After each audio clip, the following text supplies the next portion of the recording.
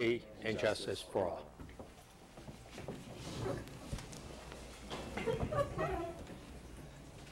Okay, I'd like to welcome everyone this evening. Certainly got the best crowd yet this year, so that's good to see. The first item, can't hear me? This is on. Can you hear me now?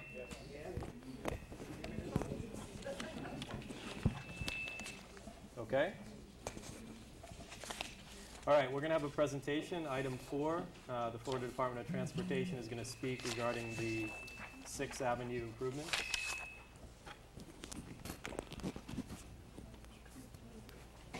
Thank you, sir. Good evening, everybody. We'd like to talk about the job, the project, design project is going to be along Northeast 6th Avenue. Today we have with me here Mr. Jose Barrera. He's the FDOT project manager for this project. We also have Chris Tavella. Chris is our maximum authority in roadway design for District 6. And we also have Sandra Bello, our public involvement specialist, and Julian Ortiz, our project engineer. This project, my name is Sergio Suarez, by the way. I'm going to be the designer, and I'm the engineer of record of this project. The brief overview of the job, and we're going to get into a little more details as the presentation goes on, is pretty much just repaving the pavement and provide some general safety improvements along with update to comply with ADA. The project limits for this particular project goes from northeast 110 Terrace all the way to south of 123rd Street. A little bit of history about the job and the last improvement projects that we have as part of this, within this corridor, includes in 2009 was a median landscaping and irrigation project that provides some landscaping and irrigation on the median within the limits of the village of Biscayne Park. And then the last time that this project was resurfaced was back in 1999, where we also provided some minor roadway widening, and we provided this bridge railing along the bridge over Biscayne Canal C8.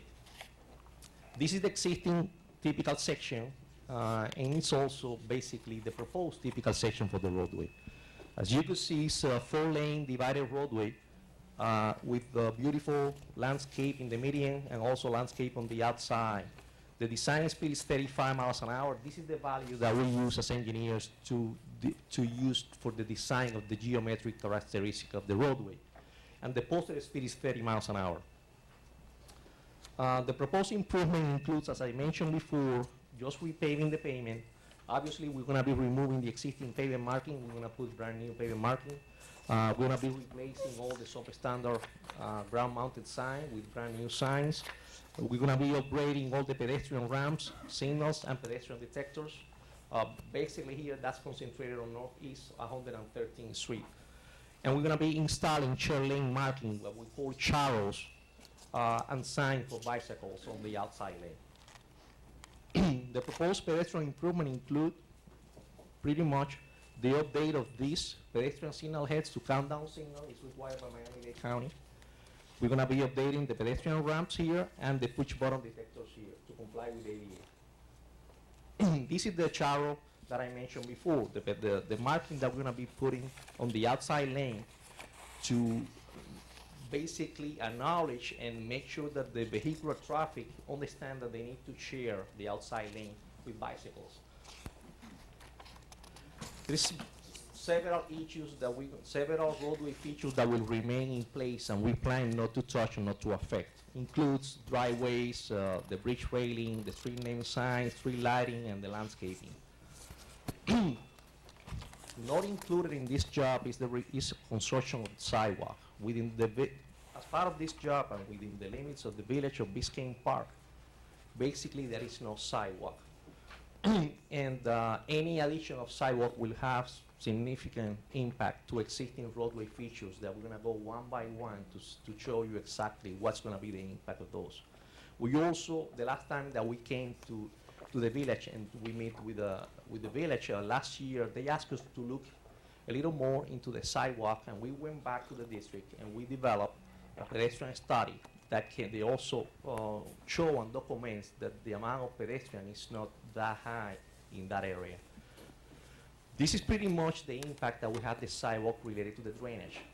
The drainage, the existing drainage that you have today is pretty much an open system where the runoff runs from the outside lane all the way to the swell area and is collected by ditch bottom inlets that you see there. Any sidewalk obviously will have an impact because we're going to have to excavate and for trench, for installation of pipes, and it's going to be affecting not only the existing drainage, but it also is going to be affecting all the underground utilities. And of course, the disruption to the residents and the construction costs and the construction duration is going to be much longer. You have beautiful driveways within the village like this one, and construction of sidewalk will impact these driveways as well. So I just wanted to mention that. All of these driveways, this section of the driveways is within the limits of the FDOT right-of-way. The landscape will also be affected if we put sidewalk in this job. You have beautiful trees here. These are historic trees that we are not supposed to touch. And you also have several utility poles, residents, landscaping, and that will be affected if we construct sidewalk. The lighting system will have to be completely reconstructed. We're going to have to replace all the lighting poles, the pull boxes, the conduits, basically design and construct a brand new lighting system. Also, all the pull boxes will have to be affected. There is several utility poles that will have to be relocated because they will be in the middle of the sidewalk, and you know, when you have a sidewalk, it has to be clear. We cannot have any obstruction. That's in violation of the ADA requirements. This is the pedestrian safety study that we did and was completed in October of 2013. This is the highlights of the findings about the pedestrian study. Basically, the pedestrian volume is very minimal. In addition to that, in some areas approaching intersecting side street, we don't even have the width of the right-of-way to actually construct a continuous sidewalk. So that's another thing that I want to mention to you. The majority of the roadside is basically used for driveways, landscape, and you see here, this is a bus stop right here. This is another bus stop right here. You don't see any mark on the grass related to pedestrian traffic, and we're going to show you what actually was the pedestrian count. This is all the data that we collected. As you can see here, on all the intersections along the main line, the pedestrian traffic is very, very small in this area, within the limits of the village of Biscayne Park. We also analyzed the data, the crash data, within the limits of the village, and for 3 years, 2009, 2010, and 2011.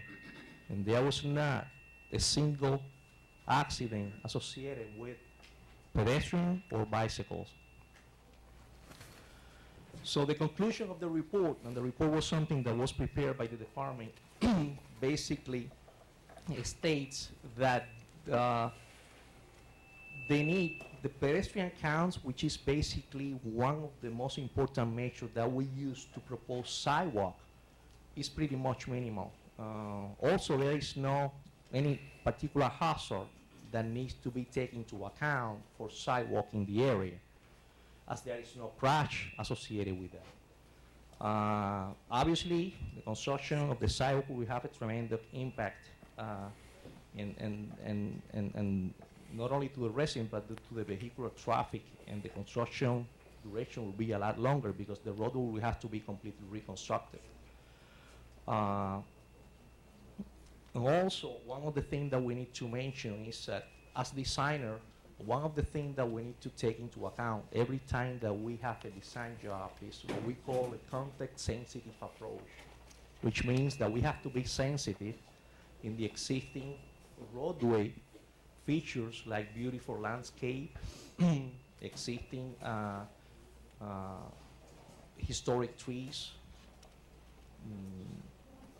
residence entries, mailboxes. We cannot go ahead and just destroy everything because we need to put sidewalk there. we basically need to make sure that we are not going to be affecting something that is there. It's part of the culture and it's part of the message that the village of Biscayne Park has. So we also need to be careful in a way that the intent of the project is pretty much, the most important is to extend the service life of the payment. So we got to make sure that the payment, it has to be in good condition and in safe condition for the next 15, 20 years. And that's the important thing. And that's why our proposed work is limited to the existing payment itself and not to touch anything in the median or outside. The construction phase for this job, this project is also going to be led to construction, which means there are going to be 2 projects and 1 contract and 1 contractor. The first project will go from Biscayne Boulevard all the way to 110 Terrace. It's pretty much similar to the scope of work for this particular job. The construction is scheduled to begin in 2015 and should last about 8 months. The construction estimate so far is about $1 million. Now the construction bids that we're receiving now is getting a little higher again, and so that may change a little, but this is the number that we have when we prepare this.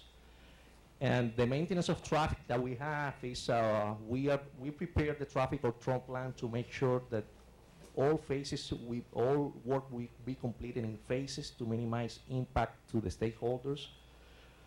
All driveways will have access at all time because the work is going to be only done on the pavement. We're not going to be affecting any roadside.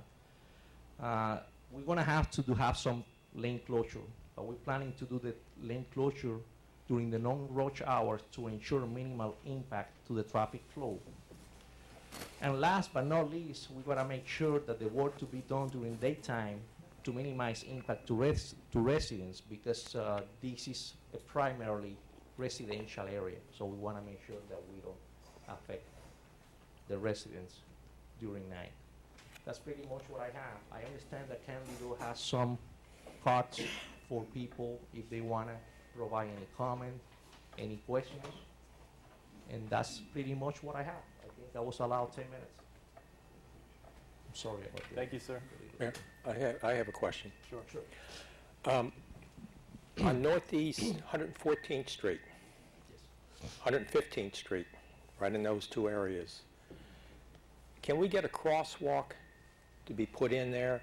Because we're putting in another art sculpture is going to be going to that park, and in the future there may be more, and there's going to be more as that happens, there's going to be more foot traffic trying to cross 6th Avenue.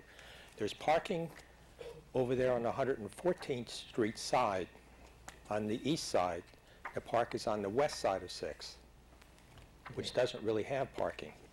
Yes, I know the foot traffic is low, but that was taken before this other piece of artwork gets put in there, and in the future in the next 20 years, we may have more put in there. Yes. Usually, that intersection was included in the study that we just completed here. Based on the pedestrian crossing in that area, the truth is that it doesn't warrant to have a dedicated crosswalk. Now, if that condition is going to change, because it's going to be a new development, maybe a new school, something that is going to generate additional pedestrian And there will traffic, be. and it will be. And it Then will be. obviously that's going to change because the traffic is not going to be like that. It's going to be higher. In that case, yes. Usually what the department does is there is a request to the department, the traffic operation office. They basically assign to do a pedestrian count in that area, taking into account all of the new improvements that are going to be in the area. And they may allow to have a pedestrian crossing. Now, remember, every time that we have a pedestrian crossing, well, not all the time, but for the most part, when we allow and we mark the pavement like a dedicated pedestrian crossing along any state highway facility, usually the ideal situation would be to have a control device for the pedestrian to cross. You understand? We don't like pedestrians just to crossing the state highway system if they don't use a signalized intersection where they could have a push button a traffic signal head with the countdown numbers that they know the time that they have left to cross, and the sign for them to know where they need to push. And that's included in this report. So basically, we have several locations where we have mid-block crossing. So it's nothing out of the ordinary. We do it, but we're going to have to provide, the ideal situation would be to provide like some additional features to make the crossing safer. But it could be done, yes. The answer is yes. Now, that's not part of this project right now, but it could be done as a separate study through the Traffic Operation Office, and they are the one that recommend to have that crosswalk installed. They also recommend that we need to have a control device, and then the designers prepare the plans based on that study.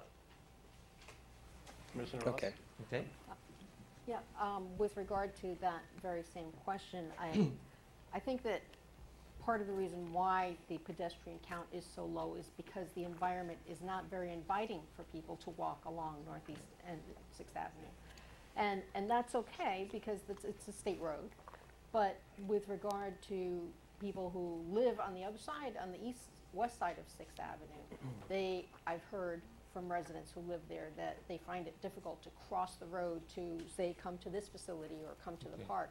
And so when, you know, a young mother with 2 kids is trying to get across, it's very difficult, and they feel sort of segregated from the rest of the village because of that condition.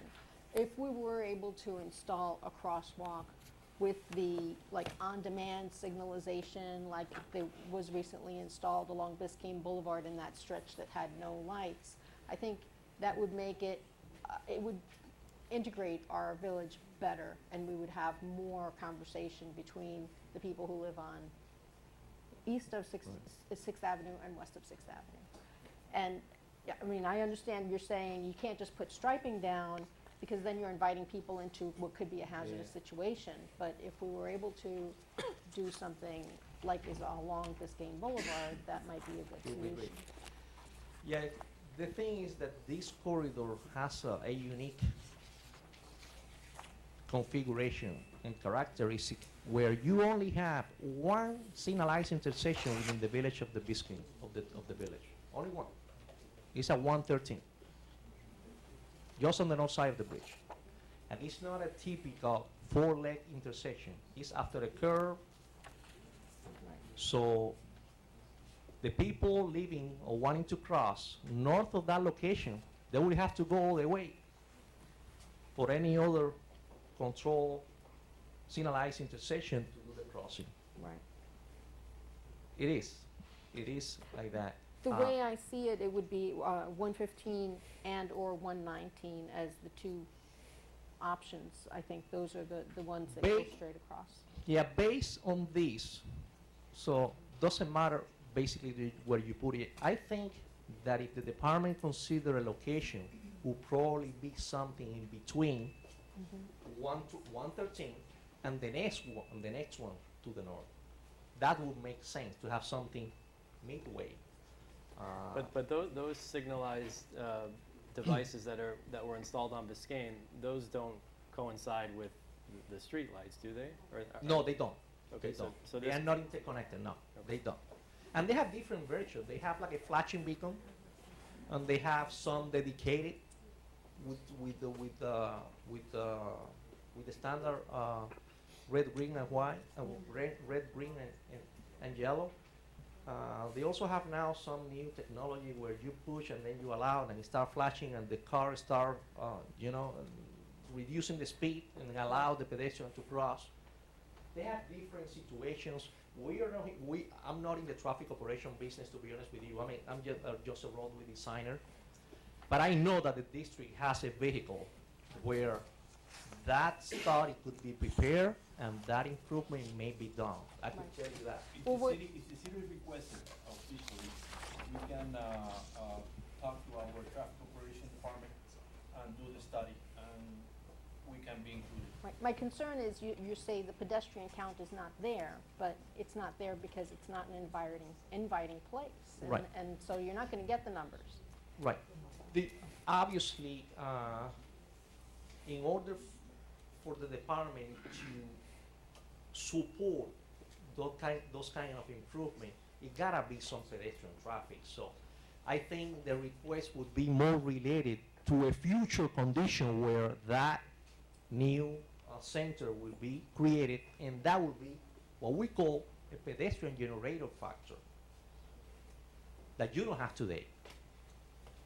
So maybe my advice would be, if the request goes to the district, probably the best way to approach that would be to have some solid information about that center that will be part of the village. That would be your justification to justify the department that you're gonna have a future pedestrian generator factor, and the pedestrian will come. Okay, so can we make that request, Madam Manager? We can do that. It's going to be independent of this particular project. So we can do that. Any more comments on the commission? Not related to traffic, but related to the landscaping. And I guess the village has a role in the design of what's gonna go in there. If you allow me, let me close the loop before we Yep. go to the next question, because it's important. If we had that right now, we could include it in the plans. There is no issue, because the plans will be finalizing in the next 3 months. Okay, and it doesn't take a lot of effort from us to do it, but we don't have that, so we cannot do that right now. And remember what I mentioned, that this job will be strung together with another job to the south. So they gotta be the same contract, and we don't want this job to delay the other job to the south. So make timely. If it is something that could be done quick, it would be great. If not, that would be what we use. The district also has some other vehicle for construction of this isolated improvement that we call push-bottom contracts, where that could be done as an independent contract, if justified. Okay? Okay. Let me finish. Excuse me? Did you have more to say before we take more questions? Yeah.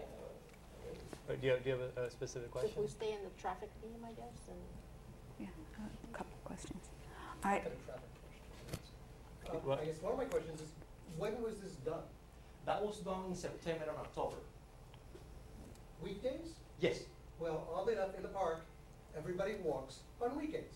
You take your dogs out for a walk, you go visit neighbors, Har- you go to the rec center. Harvey, Oh, I'm what, sorry. no, it's okay. Why don't we go through the commission, we'll have questions, and Okay. we'll open it up to the public, and Okay. then, I think it's All right. just That's to all keep right. some Okay. sense of order. All right, oh, thank you, and I'm sorry for walking in late. Just wonder, I concur with Commissioner Ross about the volume of pedestrian traffic. It is very difficult to walk along 6th Avenue. I think the few times I have, I know the only time I would ever choose to do that is when I needed to take the bus and to get there. So I often, when walking down 6th Avenue, wish that we did have sidewalks, and they're even just on one side of 6th Avenue. Now, on the other hand, my query is about, would you know that the crosswalks that were established on Biscayne Boulevard, have they improved or decreased the amount of accidents, or improved the situation at all? If I remember correctly, that was like a kind of pilot project that they did it. Uh-huh. And it was based on a request. Mm-hmm. It's very new. Usually it takes some time to test the results of that improvement. So Okay, I don't think I'm gonna be able to give you an accurate answer related to that. okay, because I would like to know, have that information before we decide on anything, because everyone I know who lives along that corridor hates those Oh, really? crossings, and says that nobody pays attention to them, they don't use them, and they create really visual clutter. I mean, all the way down Biscayne Boulevard. So if we have to have one, we have to have one, but I just want to make sure that we have one that is less offensive than those already in existence. okay, Commissioner Ross, you had something else on landscaping? my next comment was on the landscaping. It was really beautiful when it was first installed 6 years ago, but it has deteriorated greatly, and it's a huge expense for the village to, there's probably a different department that handles that, but it's a huge expense for the village to To maintain it. irrigate and To maintain irrigate it. primarily irrigated, water is outrageously expensive and maintain it. So we should come up with a design that is, Usually, doesn't require watering and is easier to maintain. yeah, this, unfortunately, the department only have a very small budget for landscape. And when we deal with municipalities and they may request, a very valid request, by the way, to have a better landscape, their tide seems to be, their hands seem to be tied to the type of landscape that we're gonna put in there. And usually we always try to plant something that is low maintenance, but sometimes, like in this case, maybe a little expensive, and I understand that. I was traveling the corridor yesterday. We met with Haiti. In preparation for this presentation, we met with her yesterday. She was very helpful in giving a lot of input, and she told us to go and drive. And it's true. Some of the palms there, they may not be in the best shape that you see. That's something that, probably it is because that's why we would like to have a maintenance agreement, because the department don't have the type of budget to keep that. Right. I think that we received something like $4,000 as part of the maintenance agreement, and we pay more than that in the water. I imagine. So we need to come up with a plan that's more cost effective. Oh, that's something that you can also, check on the request and see what we can do. There is a maintenance agreement with you guys, right? Yes. So. Yes. Let's mention it in your request about it, and let's see what we can do about it. I have one more question. Commissioner Watts? You said that the lighting will all need to be replaced, correct? No. I said that the lighting, we're planning not to touch the lighting. Okay. The lighting, we're planning to leave it this way it is. Okay, I It's working in misunderstood. good condition, it's meeting all the standards, so we don't plan to touch it. Okay, thank you. Okay? Well, with respect to the construction, will you need staging areas for the equipment, or? I don't think that's gonna be necessary for this job. Okay. I believe that we will not need that. I'm not a contractor, but I think because of the simplicity of this job, which is only milling, milling is pretty much, you know what milling is? It's just a machine that basically remove 1 inch or 2 inches of the asphalt surface and put a brand new asphalt to increase the structural capacity and to make the life longer. Nothing else. We're not gonna be touching anything outside. We're not gonna be doing any excavation at all. Okay. So the disruption to the traffic, to the residents and traffic is gonna be minimal. A lot of that the repaving is done what the contractor call moving operation. So they do milling and they do repaving at the same time. Okay, thank you. Any other comments, from the Commission? Harvey? Okay, great. Harvey Bill, 450 North 23rd. Couple of questions is, people cross 6th Avenue on weekends more so than any other time of the week. Yes. Weekends are free, you go out, you go for a walk, you take your dogs, you take your children. Obviously, the study was not done on weekends, because as you said, it was done during the week. The data that I have a copy of the report. Right, so it was done during the week. Tuesdays and Thursdays, so it's weekly, yes, Just yes, weekends. yes. It would have been better, I imagine, also doing it on the weekend to see how much people do that. I've tried to walk back and forth on 6th Avenue. If you've got a brain in your head, you're not gonna walk on 6th Avenue. Yeah. It's dangerous, you've gotta get in your mind. Some people don't do it. People do like to cross. And I would love to see a crosswalk. As you can see from your study, accidents have gone up from 1 to, 1 to 3 to 7 to 8, none to 1 to 7 in a couple of years. And that was in 2011. This is 2013, it's gonna be done in 2015. There'll be more accidents. My thought is, put in a crosswalk so Those people. are car accidents, they don't involve pedestrians. Because luckily, we haven't. I mean, I guess my question is, so if somebody actually got hit by a car, we would then have a reason to put in a crosswalk? Is that what we have to wait for? No. So, But everything is based on data and. but your data is incorrect data because you didn't do it on weekends, okay? People want to be able to cross from one side to, as you said, existing now, 113th, 123rd. You doing a project, put it in one crosswalk. Put it in a crosswalk. It's easy to say. No, no, Yeah, It's a request that you can all. I And already it says- answered that question. It says pedestrian demand safety study. Did you guys ask any of the people? Harvey, this is not a deposition. I just make your statement and then. Okay, what I'm saying is, it's dangerous to cross, it would be nice if we have a crosswalk. This seems to be, you're doing everything else. This is the perfect time to do it.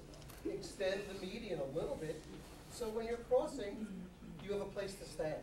Right, and that's a great idea, and the manager is going to look into submitting a proposal as soon as possible that the And recommendation. again, as I say, if it can be done as part of this, let's do it now. Why wait till the next project? Sure. Which will be, this is to be done in 2015. We can do this in a push button type of project. We could do this in 3 months after this project is completed as part of a If different it's type of warranted, as project. you said, Yeah, sir, as I we said. can. You don't have to do wait that another in, 20 years to have another research. I'm not quite sure, but I know every resident in the village crosses Sixth Avenue. Well, you've seen it, it's not safe, Okay, okay? Thank you. That's all I really wanted to say. thank you very much. Jared, How you doing? Jared if you could just pass the microphone, just so there's a, thank How you. you doing? Jared Susi, 1030 Northeast 120th Street. Couple questions for you. Your budget, $1 million. Have you selected a contractor, or is there a pool of contractors that you're getting these numbers from? What happened now is that when the job is let, which is gonna be in October of 2014, give it or take. Letting date means when the project goes to Tallahassee and they're open to the public, and then the contractors are allowed to bid. The lowest bid is the one that wins the contract, not only for this project, but the one to the south. And then construction should begin in February, about 4 months after the letting date. That being said, have you looked into alternative methods of pavement so you don't have to keep resurfacing? I know that there's a couple different options out there, either putting concrete down, or I know that tends to be expensive, but actually turning the asphalt over, heating it up, and relaying it all in one go, which quickens the process greatly. I know that that's out there, along with, we see it on the highways all the time. You guys do a road 5 miles long at night. How come you guys are budgeting 8 months to do this? Along with that, 8 months, what about our roads? People are gonna avoid the construction. They're gonna come around, they're gonna see the construction on 6th Avenue, and they'll go through our streets. Who's gonna pay for the damage to our roads? That's all I wanted to say. To answer to the first question, putting concrete on this type of facilities, in addition to be expensive, it has some other implications of great scale, I would say, related to, any time that you need to do an excavation, to go and fix an underground utility, it's a lot more complicated than just putting concrete. That's why we put concrete just on a specific corridors around the district where we believe that because of the truck traffic or any, heavy loading that the roadway is going to support, then that warrants or merit to have concrete pavement. The other method that you mentioned, which is what we call the hot recycle method, that's something that we've been using in some of the jobs. However, the result that we've been getting is not exactly what we were expecting. And that method has been put on hold for a while, because it's been proven that it's not exactly what we anticipated that would be. That's what, as far as I know. Your next question is related to the construction duration of the job. 8 months may be too conservative, maybe less than that. Usually we don't get the very, very final construction days until we are very, very close to completing the design. And that should happen in the next 3 months. That 8 months is what I think it will happen now. It may be less than that if we continue with this job, which is very simple as it is today. Not sure that, remember there is 2 jobs associated with this. It's not only this project, it's the one also that goes from Biscayne to 110, that is gonna be done by the same contractor. So keep that in mind as well. Okay? You avoided the question about the damage to our roads. Well, this is something that happens on every resurfacing job that we do. We try to minimize impact to the residents. We try to minimize impact to the commercial business. We need to do lane closures, yes. That's the only way to do it. It's the safer way of doing it. And we try to do it during times where the impact is gonna be minimal. That is gonna be impact, yes. But there is no other way to do it. We have to have lane closures, and we're gonna have to have the You do it responsible. quicker, you tell the contractor it needs to be done in a month, or it needs to be done in a week. And the department has some other means where You tell the they, contractor Hey, how much Jared, the- Jared. how long it takes. Jared, let's, Sorry, I apologize. it's okay. All right, so any other comments from the public? That's it? Commissioner Ross? Just in relation to that conversation about how long it will take, I mean, it's a residential neighborhood where you may be able to do road work all night long on a highway. You probably wouldn't do that in a residential neighborhood because it would have an impact on the nearby homes. correct. And that's why I told you here that the job, I don't anticipate having any work at night, This is only daytime. only daytime. Okay. Because it's a residential area. If it would be a business area, it would be different. Thank you. Okay, thank you very much. Okay. All right, we're moving on to item 5. Any additions, deletions, or withdrawals? Madam Manager? None from staff. Anyone on the commission? Yes, I have Yes, an addition. I also have. Okay, Commissioner Watts?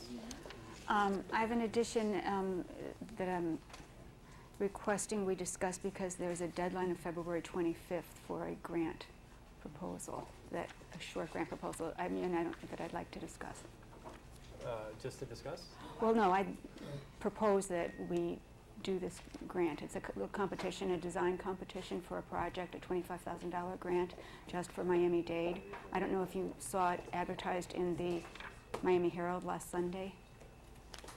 Okay, but I don't, Mr. City Attorney, Village Attorney, can we add something to the agenda and actually vote on it, or or are we only permitted to add discussion items? It's not preferred, but the Attorney General says that you can. Oh, thank you.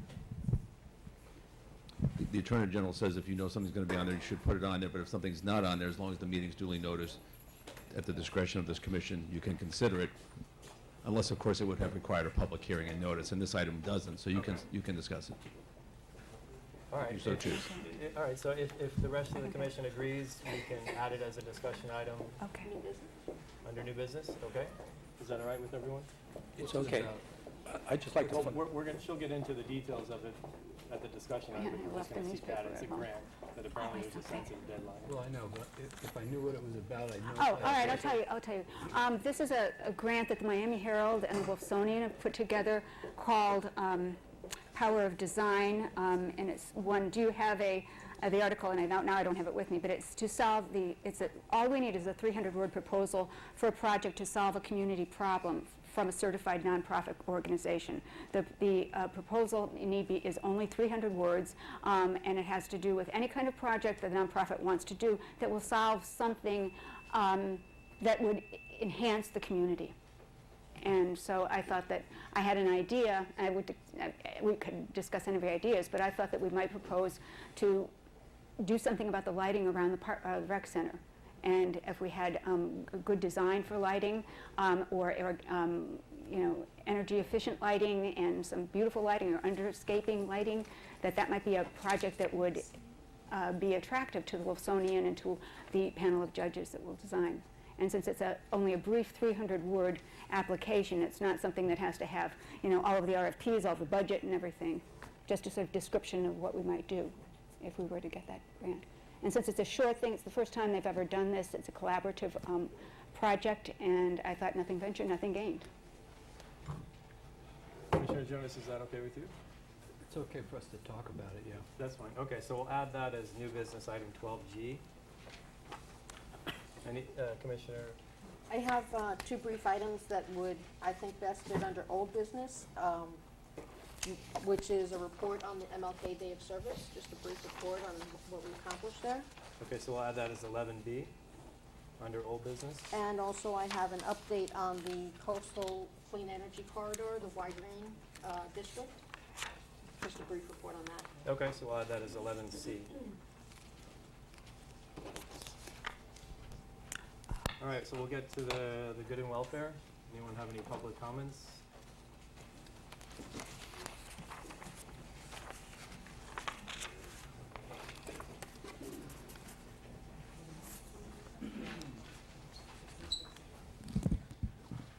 Good evening, Commissioners. My name is Officer Tom Harrison. I'm the Community Resource Officer in Biscayne Park. I'll address you guys and the citizens as well. I'm excited to announce that we're going to be hosting our first Coffee with a Cop. Can everybody hear me? Coffee with a Cop, which is basically a chance where the citizens get to come in, meet the local police officers, ask questions. Very informal, cup of coffee. We're going to have it here at the Rec Center, February 15th, next Saturday, at 9 a.m. You're all welcome to come, commissioners as well. That's it. Great, thank you. Thank you. Good idea.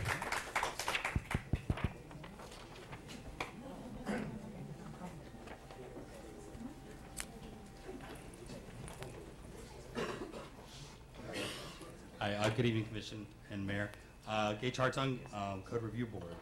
I just wanted to remind you, tomorrow night we are actually having a open forum. I mean, all our meetings are open, but we're actually tomorrow dedicating it just for feedback on the request from the Commission on proposed roofing changes. So just to remind you that tomorrow night, the 5th, and then we'll be holding our second one on Saturday, the 22nd, here at the Rec Center. Okay, thank you. What time? Tomorrow night's meeting is at 7, and then 10 a.m. on the 22nd.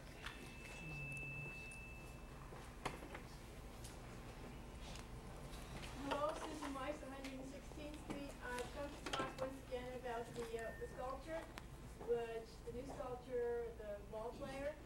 I understand that it's been decided to place the sculpture way out on 6th Avenue. I'm sorry to hear that. I think this sculpture would be a perfect addition to the rec center area, right outside, just to the right. There's a little indentation right there. That would be a perfect area for that sculpture. Commissioner Ross mentioned the mother with the children crossing the street. I walk my dog twice a day. Many of you may see me. I come by here many times. There's always children. There's always parents. You have the playground here. If you had the sculpture right there, that would be so perfect. And right away, you're actually creating an art park because you have the mural, which is beautiful, and then you have the sculpture right there. So I hope there's a way to reconsider to put the sculpture in a centralized place, not over there where it's hard to see. You'd be getting, what can I say, more bang for your buck if you actually put it here where people would be able to see it, and I would really appreciate that. Thank you. Thank you. Judy Hamelberg, 1015 Northeast 116th Street. This is my second time bringing it to the commission. This is a different commission, so I'm hoping something will get done. But in March of this year, I had a moving van come down the street and rip the wires out of my house and do some damage to the fascia board. I am with Code Review. I've been on committee after committee after committee. I love the city, but I really feel like I got screwed. The cost for the permit was twice the price of the repair job. That's not fair. Something needs to be done. Something needs to be taken care of. I need to feel like I've been not screwed by my city. And if I feel screwed by this city, then if it happens to somebody else who isn't in touch with everybody here and doesn't love the city like I do for 17 years and know everybody and everything, then you're going to have a lot of disenchanted people. I brought it up to committees. I brought it up to all sorts of people. Nothing's been done. I would really like to see something resolved, not just for me, but for other people. We've got new people moving into the community. We shouldn't feel like we're not being treated fairly. I understand a permit, but the cost shouldn't be twice of the repair. Thank you. Madam Manager, at that point, I remember this being brought up, and I thought that somebody was looking into looking at the cost structure or the fee structure. Correct, and I did get an answer from the building official, and I thought it was followed up with Ms. Hamelberg, so I will follow up tomorrow myself and follow up with her myself. Okay, but it's not just going to be with her, right? It's going to be, relooking at the whole structure. Correct. Okay. Correct. Here's the copy of the check. Perfect, Okay. thank you. May I have something? I'm sorry, I thought this was handled. Okay. Thank you. Yeah. Okay, this is before we have our current village manager, so maybe I could say something. I looked into this after Judy came here last time. It distressed me, and I talked with our then building clerk, Jeannie Bridges, and it turns out that there are just so many fees that from the county and all fees that are just built into the permit system that the total becomes so large, and that in many cases our fees aren't that large. But I had asked, and I think maybe it went through the cracks, that perhaps we have an explanatory note or maybe an article in the next newsletter. And then also, I think the village manager was going to address revisiting all of those fees. I just think the cost of the permit should never exceed the cost of the repair. Yeah. Did you get an itemized explanation for all of these, or just a total, grand total? Total of $196 for a $100 repair. Okay, but you didn't see how much of that went to the county, or how much of that went to Miami-Dade? Because there are all these fees that we have to pay. I have that- no idea. Okay. I think that people need to know that. Okay, any other public comments? Nope, no further comments? Okay, we're gonna move on to the consent agenda. Item 7. Would anyone like to pull any items from the consent?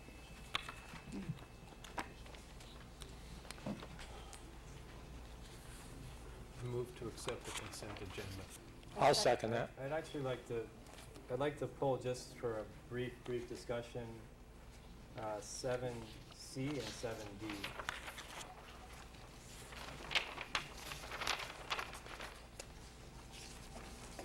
Okay, so with those pulled, you have a motion to approve the remaining items, 7A, B, E, F, and G. Is there a second? I second it. Okay, all in favor? Aye.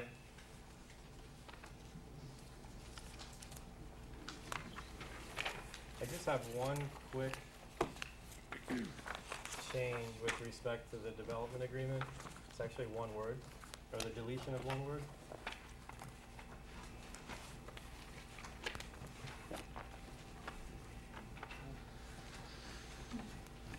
On page 5 of 29 of the development agreement,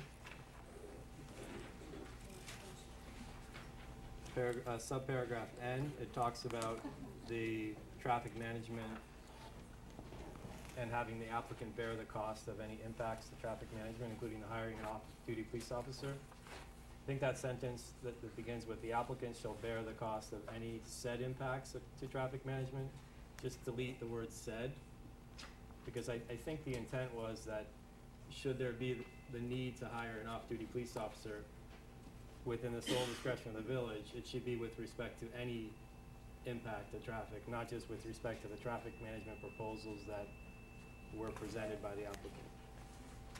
So Yep, if that's staff fair. is okay with deleting that word said, then I'm fine with that. Good catch. Make a motion.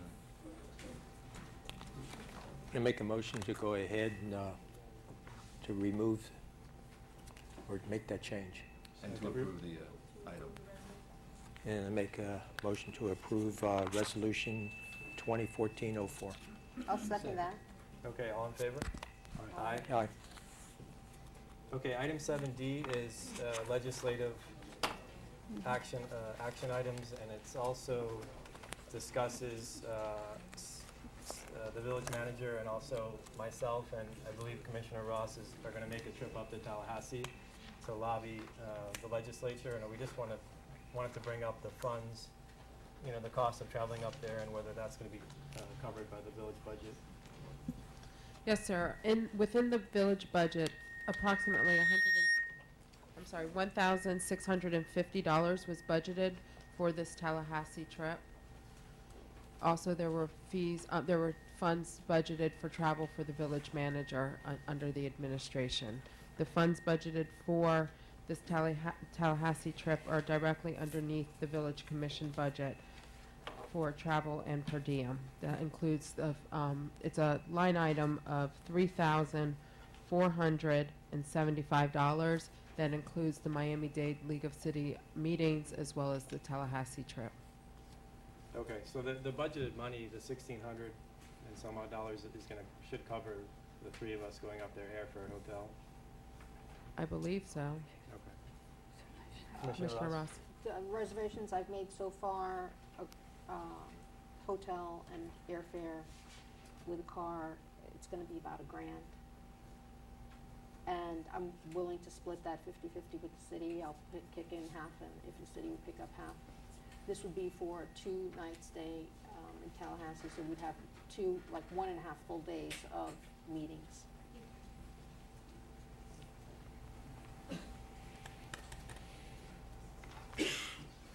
I should make note that the hotel is out of the center of the city, which means we got a little bit better rate, but then we had to kick in the car for transportation, so. But how much was, And do you one car. recall how much the airfare was? The airfare, I'm flying into Jacksonville with the car rental, it's about $530, $540. And Flying then into Jacksonville? I'm flying into Jacksonville. It was much cheaper to fly into Jacksonville, almost the equivalent of the flight and the airfare. The flight and the airfare to Jacksonville was almost the equivalent of flying straight into Tallahassee. Okay. Yeah, going to Tallahassee, you don't have much choices on airlines. About 600. Yeah. Okay, so the concept is then, so you're willing to split the costs. I'll do the same, Okay, and then the remaining balance, the village will pay for your trip. appreciated. Okay. Do we need to move on that? Is there a motion? I'll make a motion to accept resolution 2014-11. Just curious about one thing. Will you all be renting cars? Is this like 3 cars, or? No, you I'm plan not to stay? renting a car. Heidi and I are going up at the same time. I'm not sure what your I'll plans are coordinate so gonna that be. we can go up the same time, and then we So- can share a car. We coordinated to stay at the same place so that we can, travel. Okay. Okay, to good. transport each other. Yeah, so all right, second by Commissioner Anderson, all in favor? Aye. Aye. All right. I made the motion, second by I'm Commissioner sorry. Jonas. All right, moving on to ordinances. Moving on to public hearing, we have resolutions. So a staff will give an introduction first. The city attorney, village attorney will swear in any witnesses. Well, Mayor, this is just not quasi-judicial, it's a public hearing. Just a public So, as you know, there's 2 resolutions that are proffered. 2014-10 completely encompasses 2014-9. So if it's okay with you, Mayor, we're gonna have one public hearing. I'll read the 2 resolutions, and then staff can give the introduction. Okay, perfect.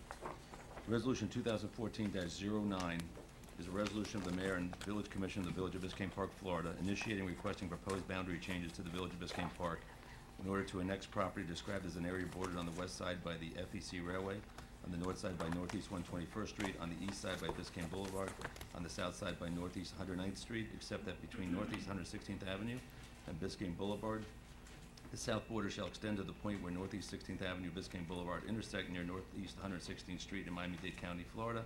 Requesting approval for annexation from the Board of County Commissioners, authorizing the mayor, village manager, village clerk, and village attorney to take any and all actions necessary to submit a request for the proposed boundary changes to the Board of County Commissioners, Miami-Dade County, Florida, authorizing transmittal of this resolution and accompanying documents and providing for an effective date. Companion resolution, or not companion, but separate resolution that you can consider, is Resolution 2014-10. It's a resolution of the Mayor and Village Commission of the Village of Biscayne Park, Florida, initiating and requesting proposed boundary changes to the Village of Biscayne Park in order to annex property described as an area bordered on the west side by the FEC Railway, on the north side by Northeast 121st Street, on the east side by Northeast 14th Avenue, and on the south side by Northeast 119th Street in Miami-Dade County, Florida. Requesting approval for annexation from the Board of County Commissioners, authorizing the mayor, village manager, village clerk, and village attorney to take any and all actions necessary to submit a request for proposed boundary changes to the Board of County Commissioners, Miami-Dade County, Florida, authorizing transmittal of this resolution and accompanying documents and providing for an effective date. Mayor and Commission, if you recall, at the January meeting, staff was directed to proceed with the transmittal resolution as well as annexation report for public hearing and consideration by the Village Commission tonight. This item meets the Miami-Dade Code requirements for a municipality initiating annexation. Resolutions 2014-9 and 2014-10 each delineate separate areas under consideration. Resolution 2014-9 encompasses an area referred to as the Biscayne Park East Annexation Area or the larger area. Resolution 2014-10 encompasses the area referred to as the Industrial Annexation Area or the smaller area. The Commission shall decide which, if any, area it wishes to proceed with. Biscayne Park East area will yield approximately $270,000 net revenues to the village annually. The industrial area will yield approximately $65,000 net revenues to the village annually with its current zoning and land uses. Tonight's public hearing was advertised as prescribed by the Miami-Dade Code, including notification within the proposed areas, all properties within a 600-foot radius in the newspaper. Additionally, it was sent out through the village's email notification system. Staff as well as our consulting planner are available to answer questions. Okay, thank you, Madam Manager. Mr. Village Attorney, so we're going to open up the public hearing to the public, That's right. and then we'll close it, and then the commission will have their discussion. That's exactly right. Okay. Correct. So if you're going to speak this evening on this item, will you please rise and be sworn in? Because it's not quasi-judicial, there's no requirement for swearing in, that's all, yeah. Okay. Any public comments on this item? You could come up, state your name and address for the record.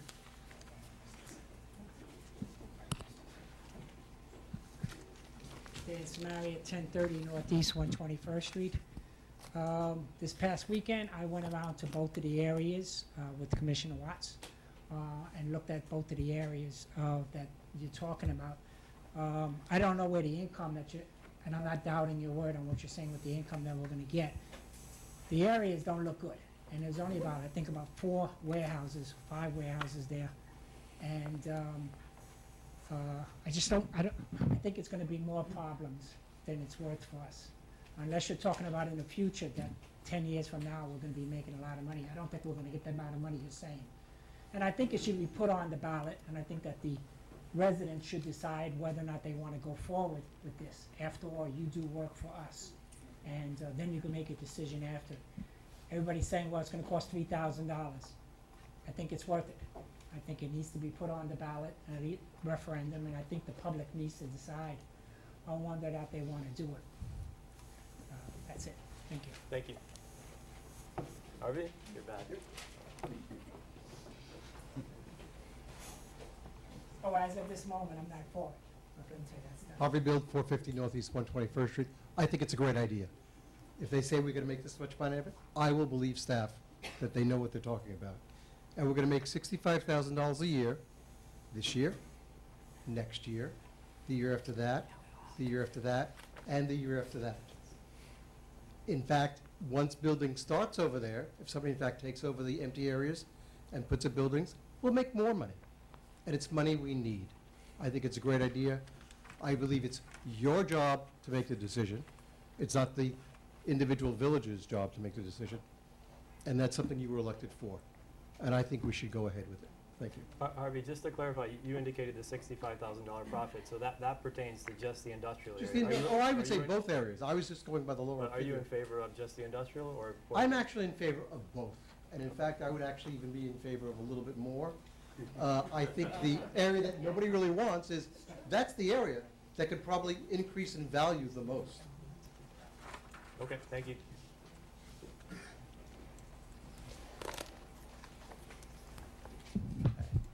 George Marinoni, 118th Street. I think we talked about this annexation for a long time already, and it's time to make a decision. Don't bring it to a vote to the whole community again. Most people are for the annexation that know what it's all about. We need the money. We cannot raise more money in Biscayne Park. We are all a residential area. This is going to be industrial area and commercial area. with some little residential there is rental units there that are very well administered and they have their own security. I don't see a big problem annexing those areas. I think we should go for the whole thing. North Miami already asked for the best part. The best part is in Biscayne Boulevard. They have two big buildings that are about $60 million worth of property value. They are going to pay a lot of money to Biscayne Park if we can get them. That is a big area. The warehouses, I used to rent a warehouse in there. They are working warehouses. There is no crime in the warehouses. Across the street, there are residences, and there is a problem there. If you go to the residential areas across the street, we are not talking about that, only the industrial and the commercial areas. And the two little places that are rental units are very well administered. I know that area. I was renting there for a long time for business purposes. So we need that money. It's free money for Biscayne Park. I don't know why we had to take 2 years to make a decision to ask the county, please give us that. The whole community spoke on this. I think the majority is already for it. We had to make a decision. Don't bring it to a vote.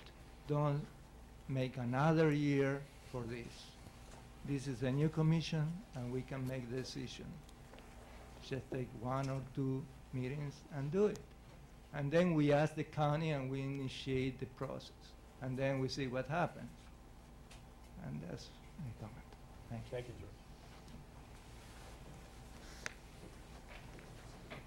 Milton Hunter, 646 Northeast 114th Street. Commissioners, good evening, residents.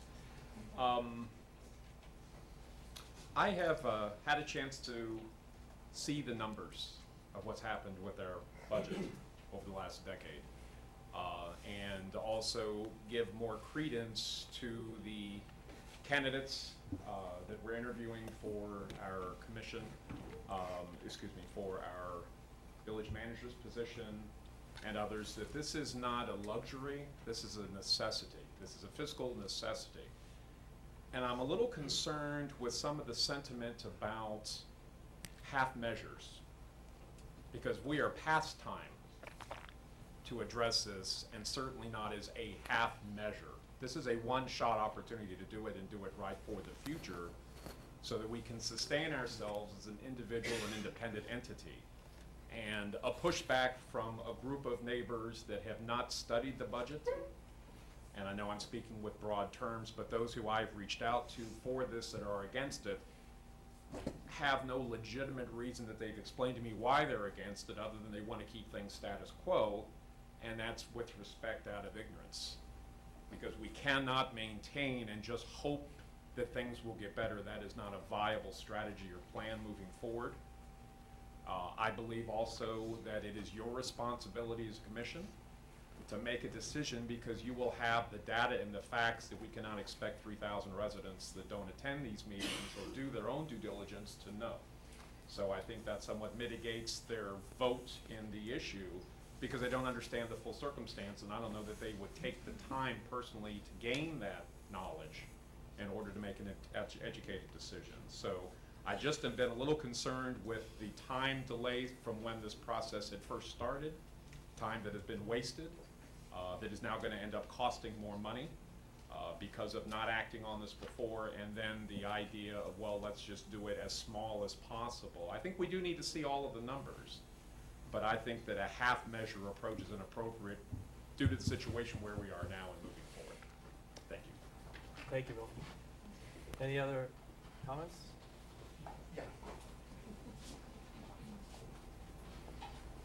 Gary Hugh, 777 111th Street. Always a little reluctant to speak after Milton because he's so well spoken.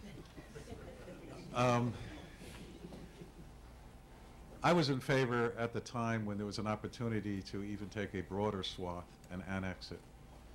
The way I look at it, that area over there is there whether we annex it or somebody else annexes it. And I am to understand that there is an opportunity perhaps for a train stop there which may add value to that area and might spurn some growth. But the idea that we really don't have a choice, simply put. It's kind of like my grandfather's old Plymouth, which he hung on to for about 12 years. And, you know, after a while, it didn't run very well. It wasn't dependable, cost more to repair, and, you know, we had to give him a ride every once in a while. It really got to be a burden, and it's kind of like where we are. You know, it's fine. It's a nice old car. It looked pretty, but we can't make it. It's not going to run. And I'm very much in favor of annexing as quickly as possible, as much as we can. Thank you. Just as eloquent as Milton. Good evening, Manny Espinosa, 780 Northeast 119th Street. Net income, net money, it sounds great. No, I love it, and I'm a numbers guy. But the question that I have for the commission is, we have to make sure that we do have the enough funds to service the area at the beginning. Real estate taxes are paid in arrears, so we don't have the funds. And I hear complaints about the reserve being too low. So I would like to know where we're getting those funds to service those areas at the beginning. Because it's gonna be a net income at the end of the year that this area will become part of the Biscayne Park. So that's the question that I have for the commission. But it's a great idea, good income, but we just have to make sure that we can service the area on the first year. Thank you, Manny.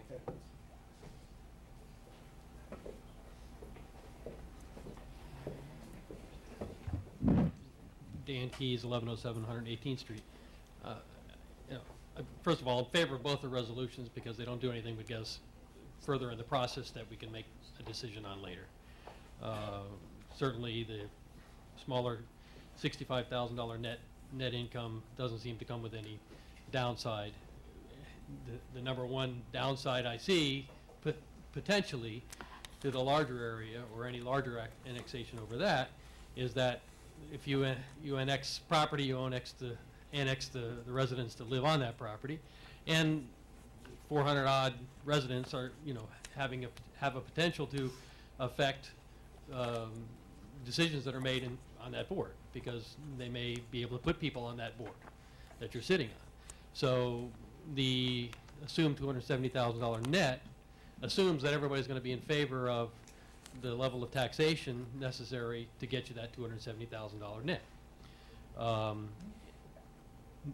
New residents may not feel that way. They may be very happy. It does look like those two properties are well managed, and they kind of don't need us.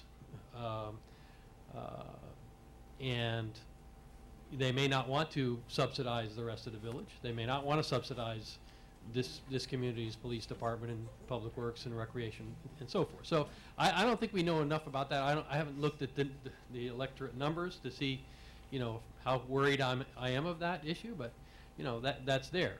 Certainly, it would be great to have the two big buildings on Biscayne Boulevard, and you know, but as this process goes along, I'm going to be looking at whether or not I think, you know, we might lose control of what we cherish about Biscayne Park. Having said that, I don't honestly know why we're not looking at a bigger area, going for it all, because like Gary said, that problem's over there. Whatever problem is over there, and it, you know, do we want to be able to try to control what happens and make that better? I know we're small and we're not the big engine that knows it can do it. We're the little engine that think we can, you know, and you know, we may be losing a once in a lifetime opportunity for this community to look at those things as well. I know these particular little areas were offered to us basically, but you know, hopefully what we're doing here is not necessarily precluding us from taking a larger look and seeing what the impact can be there, and having some sort of vision for what a larger Biscayne Park, you know, could be. Thank you. Thank you, Dan.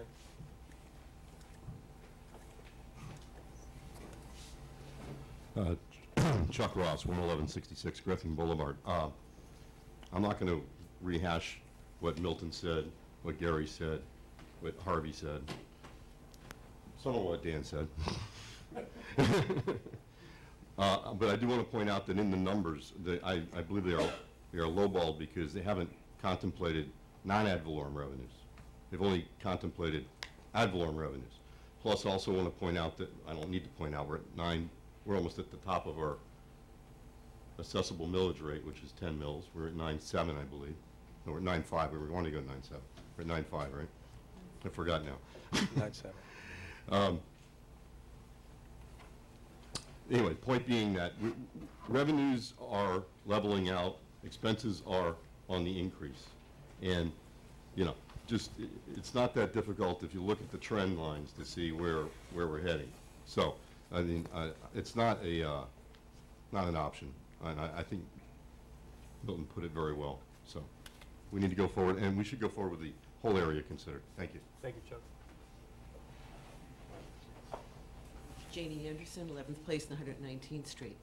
I'll be the first one to say the idea of annexation is scary. My first reaction is, what are we kidding? We've got enough of our own problems to deal with. And then you stop and you pause for a moment and you go, yeah, but they're mostly caused by lack of funding. And when you have all the financial numbers showing, to me, the scarier thing, that 5 to 10 years from now, we might not be us at all. You figure pretty much every city, minus the Golden Beaches and the Indian Creeks of the world, they've got a commercial component. At least in this case, the commercial component is far removed from our interior. Our kids aren't going to be on the street with more commercial trucks, and there won't be people's backyards backing up to big old parking lots. This gives us a viable chance to start taking control of our own future. You know, for the almost 36 years we've lived here, it's always donations from another city of police cars, or it's, we hope the governor won't veto our monies for the log cabin, which of course he does every year. We need to take control of our own fate. This gives us a chance, and particularly with that commuter train coming in, to do something different, but yet not have it directly impact our residential area. I just think there's no viable alternative, and for anyone on the commission that is still hung up and still has a problem, all I want to know is, please tell me what the alternative is. I am more than happy to listen, but it's not enough to say no if you don't have another plan. Judy Hammelberg, 1015 Northeast 116th Street. Most of the people I've heard opposed to it say that they're crime-ridden areas. And the fact of the matter is, we are very much defined by our surrounding areas. So to me, that's a better reason for us to get over there, to put our police force over there and to give them services and keep the crime out and clean up the neighborhoods surrounding us. And I would rather see the village take it than to see North Miami expand and expand and expand and expand, because North Miami has a tendency to do so much Section 8 and so much in a way that I don't want our village to be run. So I would much rather see us take it, and I would much rather see us take a little bit more if we are careful about it. Thank you. Thank you.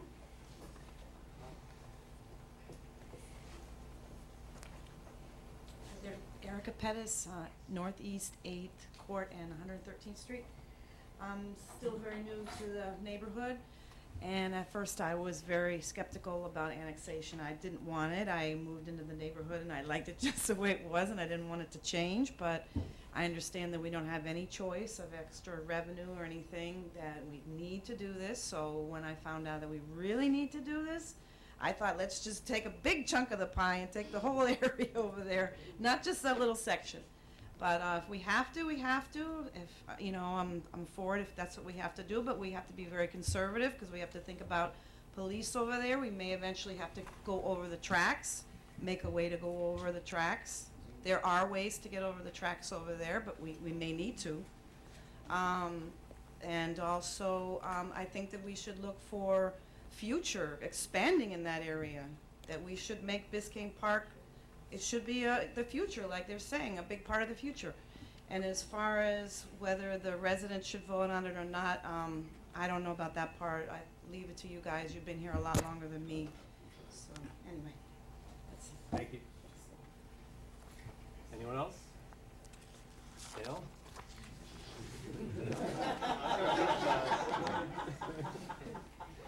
All right, going once, going twice. Gonna close the public hearing. Open it up to the commission. Who wants to start? Commissioner Jonas?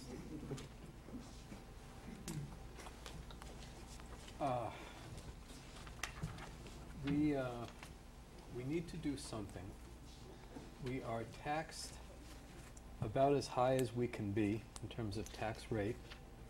And at that, we are failing to meet our responsibilities. We have been eating reserve for the past 12 or 13 years. We've eaten about $1 million of it from 2001 until 2013. So we're averaging losing about $80,000 a year of our reserve.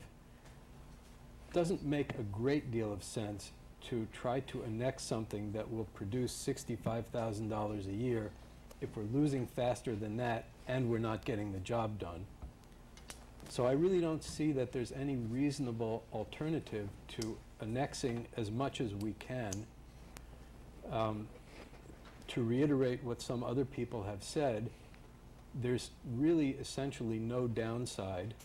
Whatever anybody thinks is not nice or doesn't look nice or is crime-ridden over there is still not nice or doesn't look nice over there, whether we annex it or we don't. In terms of the crime, it happens, and this has been studied, but it happens that there's actually a very low crime rate. And apparently most of the crime is shoplifting at the CVS, which is probably more their issue than general police issue, but certainly they'd want help.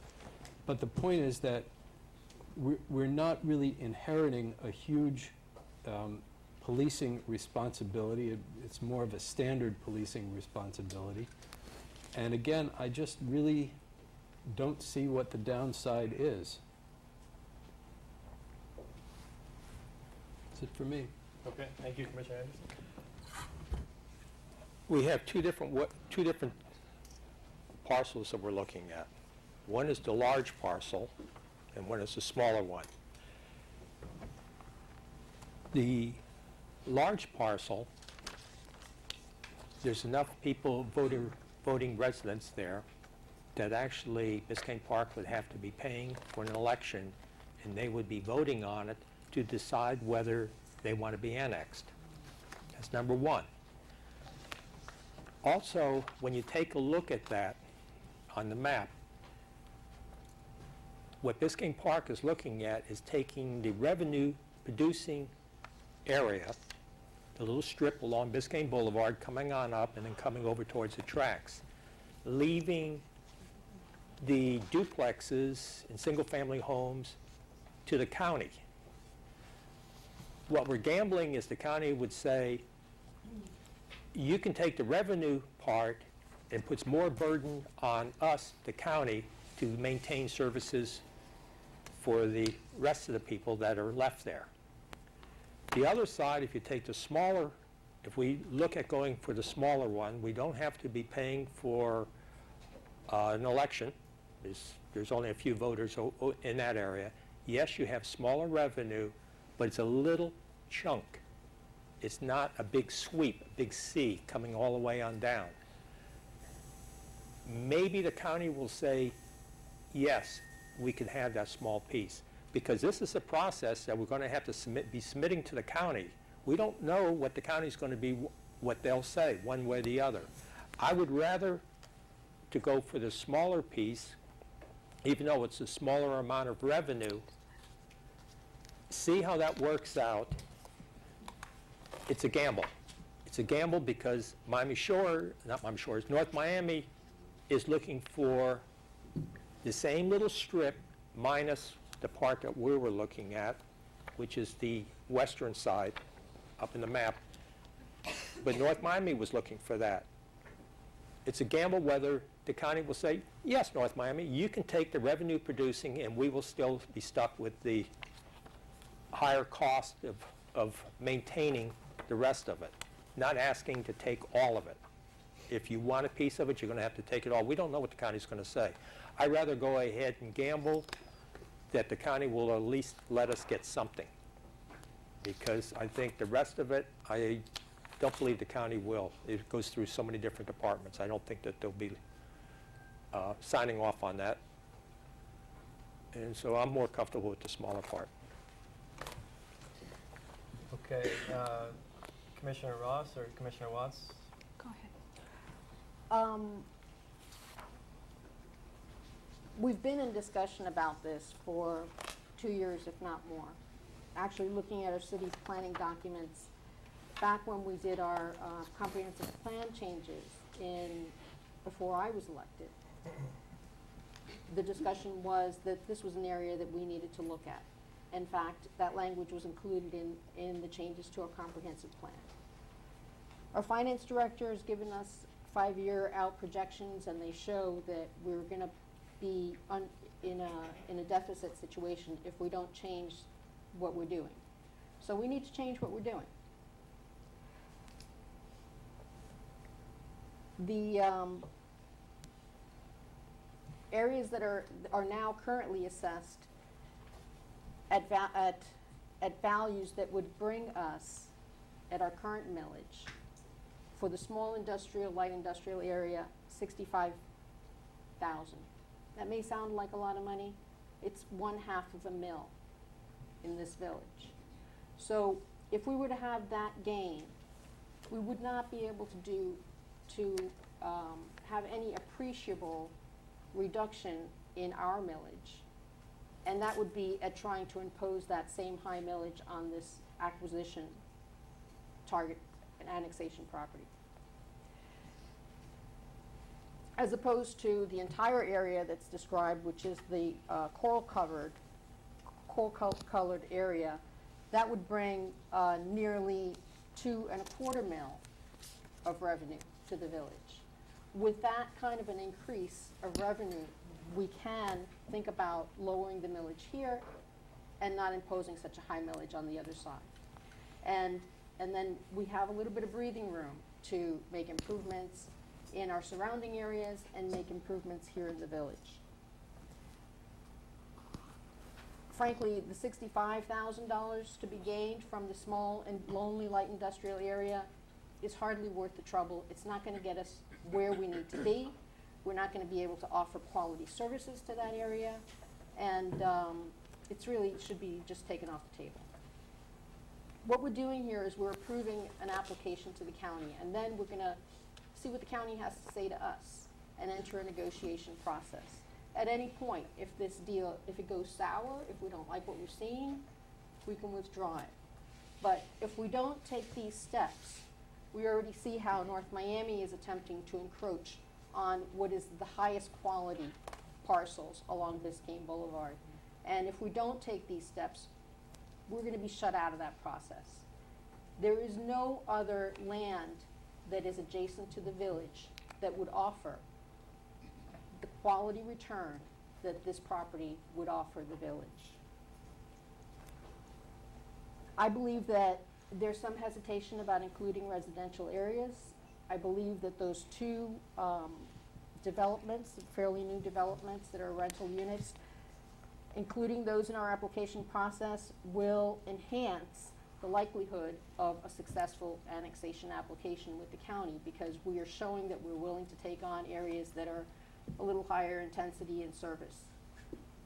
As some of the speakers who came up said, there is room in the future for, once we go through this process and once we have integrated this section into Biscayne Park and made it a part of our village, then maybe we can, in the future, expand further down and take on some of those other areas that are in need of services, municipal services, quality municipal services that we can offer. It would improve their property values and ours. The decision needs to be made now. The county is going through some changes in their process about how they handle these applications, how they process the applications. And it's important for the county to know, while they're going through this decision-making, that small cities like Biscayne Park and cities like Miami Shores, you probably read in the paper over the weekend, Miami Shores is looking to annex the parcels where the Kmart sits. These small cities are looking to bring some stability and balance in their tax base. The tax base for these cities are heavily weighted towards residential, and it's not a viable situation. So I don't see that we have any way around it. I think that the small area doesn't get us where we need to be. The larger area does put us on the right path, and those are my feelings on it. Commissioner, thoughts? Okay. All right. The numbers that we were given imply or indicate that the millage rate will be raised instantly for the people in the annexed area. And I thought that there were models that are used and that would be negotiated, and the millage rate would not instantly go up to the millage rate of Biscayne Park. Therefore, the numbers, I think, are a bit disingenuous, because we wouldn't instantly be getting that $60,000 or however many, $400,000 a year. Might I ask our developer what he knows about? Our planner? Our planner, sorry. The millage rates, because I did ask, you provided a sort of gradual step chart. If the millage goes up, the current millage rate goes up a couple points each time, how much longer it would take before we actually see a profit in that. Right, yes, we did provide a model which stepped up by different Yes, millage rates. I didn't bring it with me, yeah. Yes. So it would take some years before we would see any profit if the millage rate doesn't go up instantly as soon as we annex. I mean, it would depend on how much the millage rate goes up, but yeah. Okay. On that same point, do we have the ability to make that decision as to, I mean, in other words, can we dictate what the millage rate is, or does it have to be a phased rate? I believe that would come in the negotiations with the county. Correct. Yeah, right. And Right. It usually is phased in, but it's part of this whole negotiations that Commissioner Ross The negotiations with the county? Correct. Correct. Okay, in your experience with this, or if you have experience in this kind of thing, how many years is that usually the phased-in period? We're talking 5 years or 10 years, or? We've been involved in a number of these, and I mean, I can't give a typical example. I could ask to get that information. Okay, because I think I mean, think it just that- depends on, it's a case by case, depending on the negotiation. Yeah, but I think counting on a certain amount of income when we don't know what the millage rate will be or what we will impose upon a certain community should be taken into consideration. It's not that we're going to get this windfall instantly. And also then we have to think of what Mr. Espinoza said about, do we have the reserves and the money to handle all of the costs when we're still waiting to get that kind of an extra income? It's one point I'd like to make. Two, I talked with the village manager earlier today about this, and maybe she might want to fill in the audience. I was talking with someone in my commissioner from Miami Shores, and we talked about the Kmart parcel that he said, and he said, but yes, I voted for it, but we all voted for it, but we're not going to get it because the ordinance that was submitted to the county and voted on first reading to make the commercial properties have a right to vote yea or nay on the proposed annexation, that it passed. And it goes for second reading, but it did pass. And he says, who in his right mind would vote to go with Miami Shores when you could have the millage rate at like 1.8? So the owners of Kmart and the Busy Bee car wash, he says, they're opposed to it. And I said, who would they? So could we imagine if the commercial properties over on that, in the our proposed annex area, were given the choice to vote? Do we have any response from them on that? Whether they would want to be annexed and have their taxes go up so precipitously? That's my question. Your question regarding whether we've heard from those in the annexation Yeah. area, they were all notified of this hearing. We did not receive any opinion from them. As you could see during the public hearing, there were no comments made. We received one phone call from one business property owner, just to confirm that this area was similar to the one that was being considered by North Miami. Regarding the item that passed at the county on first reading, if I may, I was in attendance at that meeting, and the ordinance passed. The ordinance would require areas that have less than 250 residents to still go to a vote of the voters or the electors.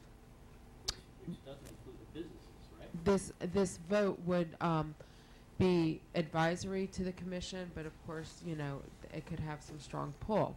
With that being said, the way the county commission vote went was 7-5, with 3 people who voted yes, saying, and I quote, "yes for now." They were very tentative in their votes, and I reported this to the commission at the January meeting. So at this point, it's not clear which way that will go. On February 27th, there will be a workshop meeting of the county commission where they are going to consider 9 ordinances and resolutions related to annexation and incorporations. This is on the agenda, but I'm not sure that that's going to go through or if a vote is going to take place at that meeting. Well, my worry on that, in this issue, is if it was a majority 7-5, and if those people don't change their minds, we will be spending money to annex an area where the property owners may well vote against it, and we will have wasted our money. I think that's an issue that we just have to take in mind. Then I wanted to know, is there, with the 2 parcels, well, the smaller parcel, is there any precedent in the annexations in Miami-Dade County for cherry picking on this order? I know that Commissioner Hayman says that she can do, yes, she wants to promote us in any annexation that we propose, but the commission has a history of not wanting such cherry picking. So is there any precedent that would lead us to believe that we would be able to go through with this annexation, and it would be the smaller one would be acceptable? Each application is unique in its own way. So, I mean, that's a sentiment that we have heard, but most recently, the donut hole, who was that? El Portal. El Portal. I mean, you know, that's a unique situation. So for each, you can't compare the order of these land uses versus other cities. Okay, so there really is no real precedent. There's no precedent. Okay, all right. Okay. Then a couple of things. I do wish that, I know that we've been talking about this for years, but the fact that the annexation has come back again when it was rejected in the last commission, was set aside, and the former village manager pulled it, or asked us to pull it, and we did. So I think that really there was not enough time to advertise this to all of the residents. I know everyone here who is very active in the village, most of you here usually come to the meetings, but I think that there are many people in the village that don't know what's going on. And I do wish that we had a flyer with the information to inform all of the information to go to everyone in the village, not just to be sent to the notice of this to be sent to the people who live within so many feet of the proposed annexation area. I also think that we do need a vote of some sort. I think it's disingenuous of us not to want that. When just last we voted to have a vote so that we could change the date of the general elections because we wanted to be democratic and get more voice. And here, when we have something that is one of the most important monumental decisions that we have to make, that we don't get a poll of the village. There was a resolution, I believe, that Commissioner Anderson put in before, just that effect, about needing a poll, and that was dropped because we dropped the annexation issue. I know that we've spent so much time on this, but I just want to put that out there, that I think that we could have done a better job of letting the fact that this issue's come back on the table to be given to all of the residents to be informed. Just a couple more things.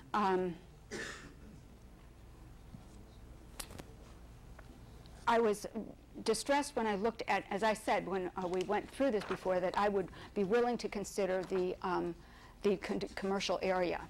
Then when I looked at the new boundaries for the smaller commercial area, I was distressed to find that it did include that new apartment building. And now I've had all my stuff, I've forgotten. It's Alta Vista, Mar Vista, or whatever the name of it is. Altamira. Altamira, yeah. I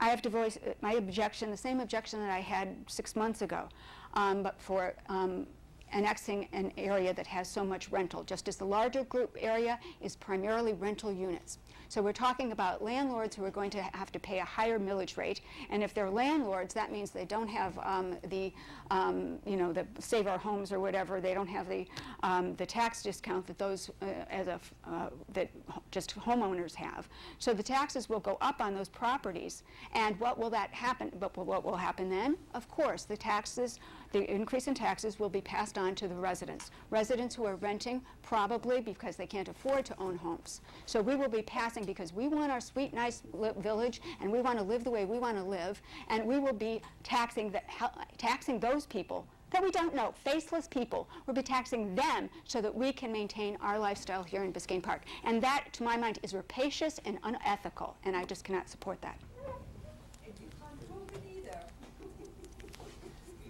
Okay, thank you, Commissioner Watts. I have a question on, and I think this was a supplement to the agenda, but there was, and this sort of goes to the point that Manny made, that if we do phase the millage rate, and this is with respect to the larger parcel, the first year, if we keep it at the Miami-Dade County rate, we're going to lose $74,000 based on the increased cost of providing services to that area. We would be operating at a deficit. So has any thought been given as to where that money is going to come from if we do in fact phase it in that way? That's $75,000. I mean, I don't know that we have that money. No, but if you look at that supplemental information that was provided to the commission, we're saying that the cost of providing services over there is $159,000 or $160,000. Without that cost of providing services, we're at a net gain of $85,000 based on that proposal, if you look over to the columns to the left. Part of our negotiations with Miami-Dade County would be that they would continue providing certain services to that area through some kind of mutual aid agreement. Because the cost of providing services that you see, that $160,000, encompasses an additional police officer as well as an additional code compliance officer. Actually, the code compliance officer, I believe, is at part-time, is what we were estimating. That might be a full-time one. But either way, part of our negotiation is this, just a scenario I'm throwing out. We will keep the millage rate at your millage rate for the first year. You provide services. Well, and as we keep gradually increasing, their services would back out. So without the cost of services, there is a net gain. And is there a precedent for that type of arrangement? Yes. It is? Yes, there is, yes. It's typical. Both in the world of annexation as well as incorporations. There was a time when a large city was incorporated that it took a while for the county to pull out all of their services to give them an opportunity to get up and running. Okay, and with respect to the smaller industrial area, I think what's sort of been pushed aside is that yes, based on the numbers that are in the study, it's going to result in only a $64,000 gain, but that assumes that the zoning and the land use is going to remain industrial. So if we do annex that area, we would have that within our authority to change the zoning to residential, commercial, business, which would substantially increase the property values, perhaps even double that number. Is that correct? Yes. And to add to that, don't forget with a non-residential property such as this industrial property, a rezoning is going to make it market ready. And a non-residential property is not homesteaded. Right. So when it sells, there's no portability, there's none of those other issues that cities like us experience with even the selling of properties. Those property values can really increase dramatically with just the sale of the property through the rezoning. And with respect to the process, is it common that the boundary that you originally submitted for annexation through, when it goes to the this county staff, the planning advisory board and the other, the other meetings that this is considered at, is it common for the boundary to change in negotiations, or? The boundary, no, not in my experience. No. That never changes? Right. The application that you forward. So they'll just approve it or deny it. If they decide that this is cherry picking, the larger area is cherry picking, or perhaps even the smaller area, they'll just deny it. They won't come back and propose that you annex additional land. I mean, they could propose, but you would still have to Go through the whole process again. go back. Yeah. From a due process point of view, since it was. We would have to have another hearing here, notice it, okay. Correct. But they could. Absolutely. Yeah, I've looked at the budget. I think we've been at this for a while. There's clearly, our finance director has done the studies. There's clearly a substantial shortfall. And, absent perhaps outsourcing, our public works department, which we're looking at, which we don't know whether that's going to lead to substantial revenue. I think we're out of options, and as difficult a decision as it is, I think we need to at least get in the game and be considered, because I think otherwise we're going to be left in the dark and we're going to have absolutely no options available to us. I've also thought about the possible impact of annexing, the impact on our quality of life, and I really don't see that this is going to impact the village that we have. I mean, there's a physical barrier with respect to the village as it is today and the annexed property. And so, and as Commissioner Jonas said, what's there today, if there are issues, it's there today, so we have to deal with it. So I think, to have it within our jurisdiction would give us more teeth to regulate it and improve it, hopefully. So it's a difficult decision, but I really fail to see how this is going to change our village of homes.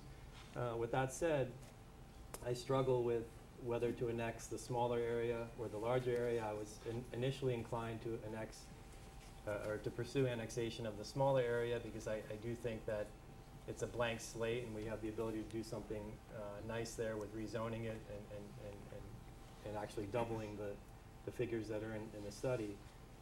But I think at this point the numbers really don't lend themselves to what we need. We need a substantial revenue to make this village continue to operate. And so I'm inclined to support the entire area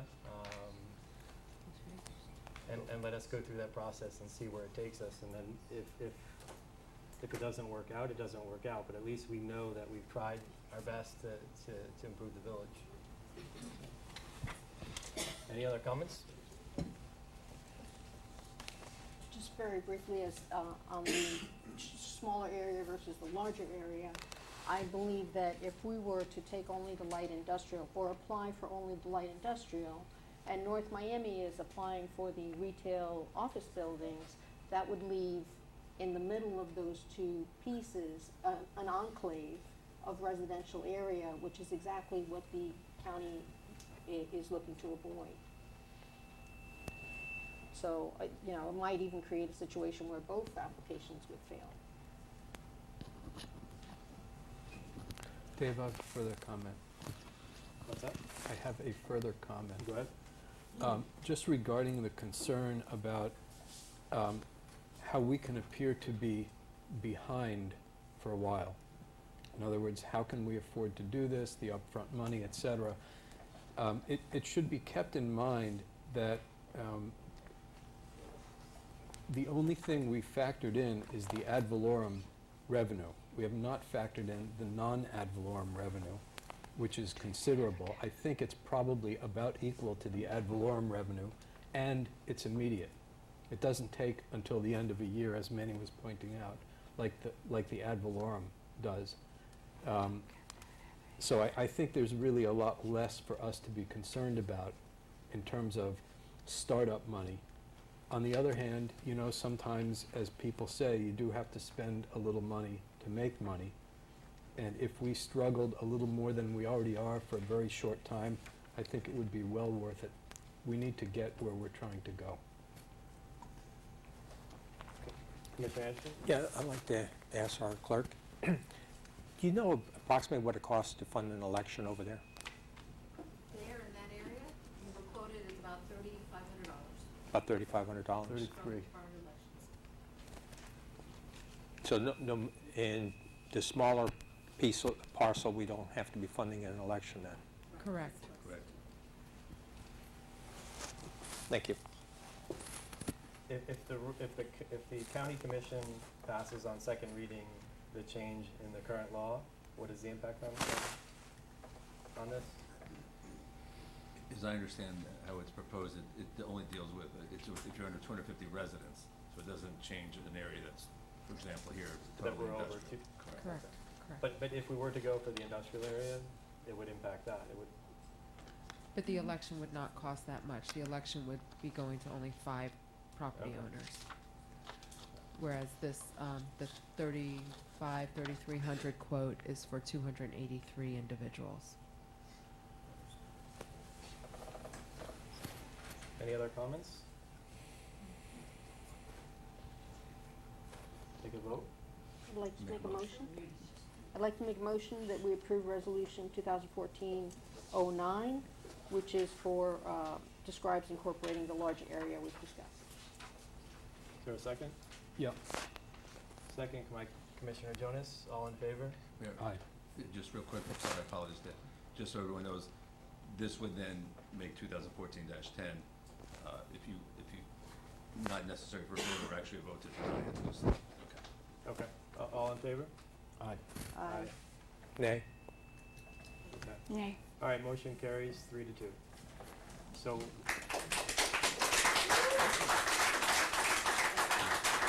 Should we vote on the other? We can vote, you can vote on that, or you can actually move to table it, but it needs, an action needs to be Okay, taken. why don't we vote on that second? Is there a motion to, regarding the second resolution? I'll make a motion for Resolution 2014-10. Motion to deny? Right, a motion to accept it, even if it's approved, doesn't do anything, because it's fully encompassed in 2010-09. So it really is moot at this point. I would suggest if you wanted, you could move to table it, in case you want to bring it up at a later time after negotiations. But approving it doesn't have any effect, because you've already approved the larger request, that you really should only bring one request to the. Okay. So I move to motion table it? Resolution 2014-10. Okay, is there a second? I'll second that. Okay, all in favor? Aye. Aye. Motion carries 4-1.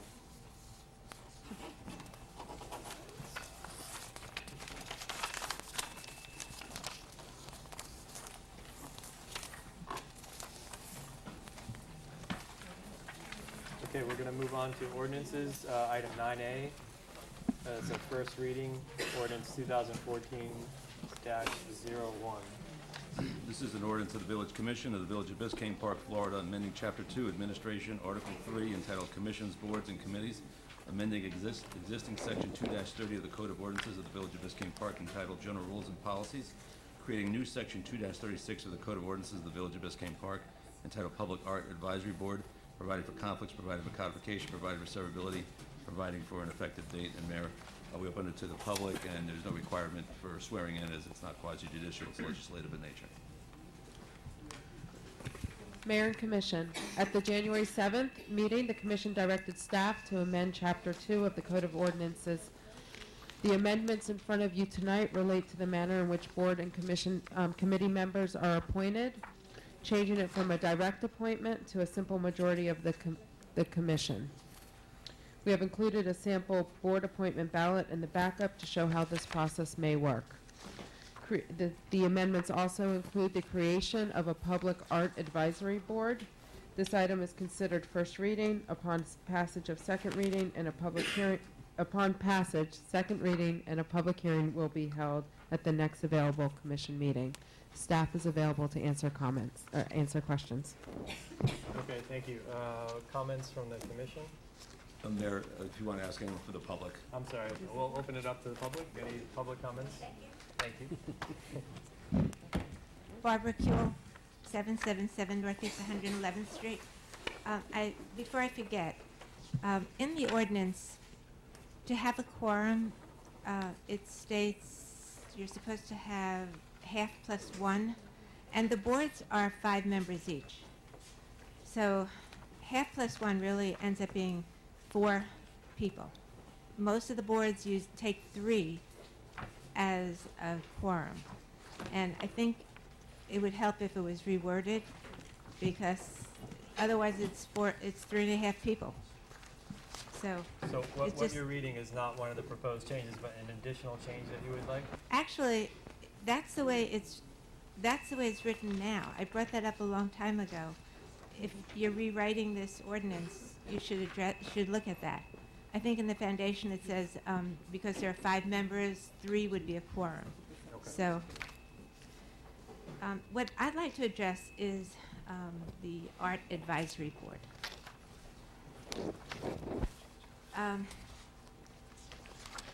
When I first heard about this, I thought it was a good idea, because from reading Commissioner Jonas's blog for a long time, he had many times mentioned having the community involved in donating money for artwork. And he said, if you just would get $5 from each household, or $10, you could get about $6,000 or $12,000 for public art, which sounded like a great idea, because it's a lot easier to give $5 or $10 and actually get something done than to have to give $100 or $500 or more.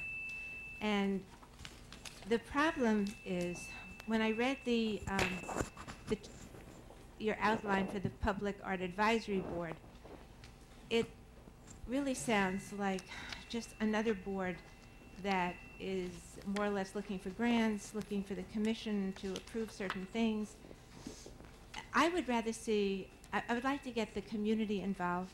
I think if you could just even go through the foundation, not make this a board, but make it a fundraiser. If you don't raise funds, as far as I'm concerned, I wouldn't support it, because I don't want to use public money for art. We have financial problems now, and we can't afford to dedicate our taxes to public art. And Commissioner Jones has been very successful getting people to donate. He's bought 2 sculptures already, which is about $10,000. People in the community are willing to do this, but you're not going to have the same people on the same mailing list, reading the same blog, always giving the money. It has to be village-wide. And the way to do it is to start going out and getting people either at fundraising events, like the different events that we have at the park. They could be raising money. They could be even sending things to people's houses through the newsletter, letting them know about an opportunity, just donating $5 to $10 and what kind of effect it could have. And the problem with this, the way it's written, is it's too stiff. You need fundraising, and our boards really aren't supposed to be fundraising. The foundation is. If you give money to the foundation, it's tax deductible.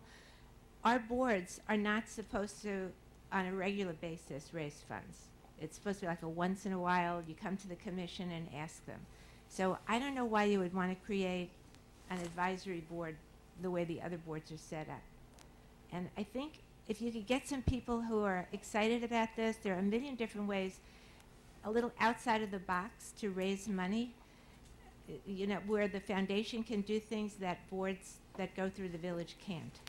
And that's what I would like to see, rather than the way it's written now.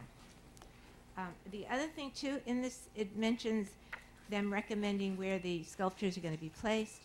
We had a meeting just recently. We combined 3 different boards. We had the village manager, the staff make recommendations. Everybody worked together. In half hour, everything was worked out very nicely. And I wouldn't like to see an art board who isn't involved in other activities or knows what the parks is supposed to be used for or what planning and zoning has in mind, all of a sudden be the one to make the recommendation. I think it should be more of a joint effort. Thank you. Thank you.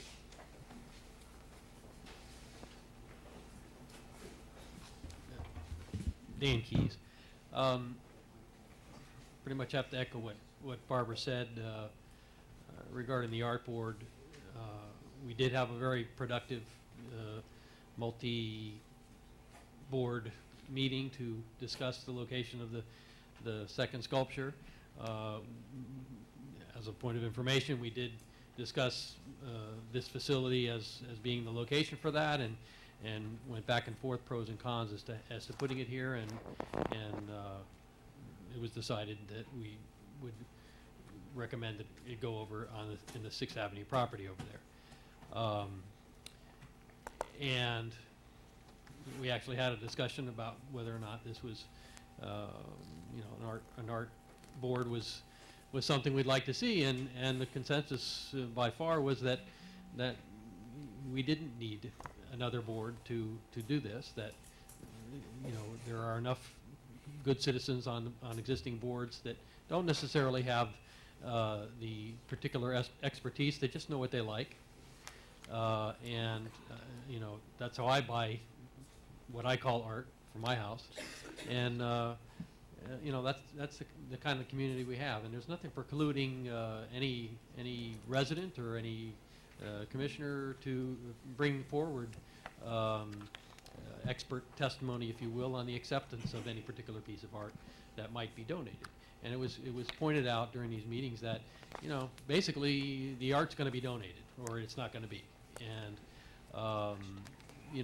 to some extent there should be some deference to the people who are donating the art and picking and choosing it for donation. And ultimately, the commission has the ability to turn any given piece down.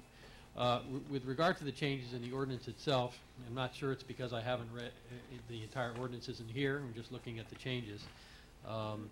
But the issue of alternates, the current ordinance, I think, calls for a change in, or no, it's not a change. Actually, it indicates that alternates may be appointed to the boards. Is there some place in the original ordinance that indicates how alternates can operate within the boards? I'm not sure whether there's any place that it says that an alternate may take the place of a non-attending. It does. It does. Okay. So. It doesn't say that the alternate has to attend, and it says member meeting. Okay. Right. Okay. So the basic changes in the ordinance seem to be good as to the overall, but I would frankly remove the art board part. Thank you. Thank you.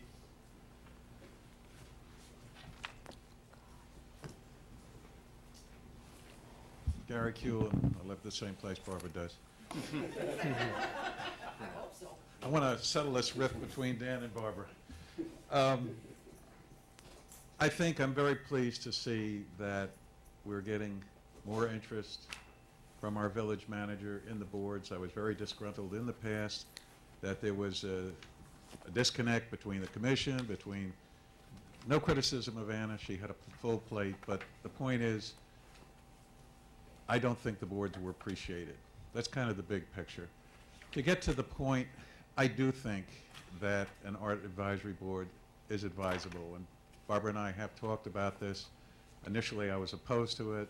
Why do we need another board? What are they going to do? Meet once every 6 months and talk about, what's next? I would like to think that with a new commission, a more energetic commission, a new village manager, that we can create a more engaged community and have people more involved. And I particularly support Barbara's idea that that board should be one that is actively involved in fundraising and reaching out into the community. If they're simply going to meet and talk about the next piece of art that Fred's going to donate, it's pointless. So I think if you're really going to form that board, please give it some thought about how you can involve the community, what that board can do, and how it can become, a more positive influence on the community. Thanks. Thank you.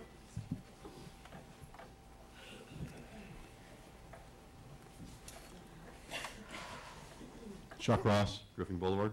I think what Barbara said was right on the money. there's a provision already in the foundation that allows for additional board members, non-voting board members, and you could make it function as what you're trying to do here. And that's the fundraising arm of the village, so I think that's the way to go. And as it's been stated, the certain committees are not encouraged to fundraise, but the foundation's purpose is. So I think it's a perfect place for it would be on the foundation. If you're going to do something, you don't have to create another board. And by the way, I compliment the committees. They did a really good job of discussing where and when, where to place the. I didn't happen to agree with them, but I liked the way the process went through. I thought it should be in front of Village Hall. That's me, but they got together as a group and they decided, and they went through all the different factors and why how they made the decision. So anyway, I wanted to compliment you guys for doing a good job. And that's all I have to say. Thank you. Thank you. Anyone else? All right, so we're going to close the public hearing and have a discussion amongst the commission and commissioners. Comments? Commissioner Anderson? One of the comments that was brought up is on the a quorum. I can see, with a 5-member board, that is a problem because, from the way, can this be reworded that it's just got to be more than 50%? That way it covers a 5-member board, it could be 3. Absolutely. I think Mrs. Kuhl raises a good point. It has been out there. We're changing the ordinance. The title is general enough. We've actually have interpreted it. It says 50% plus 1 as 51% because of that awkwardness that you'd have to really have a supermajority the way it's written. So that's a very easy change. And this is first reading, so I can bring it back to you, which is simply say it's a majority of the board members. And I think it should be done.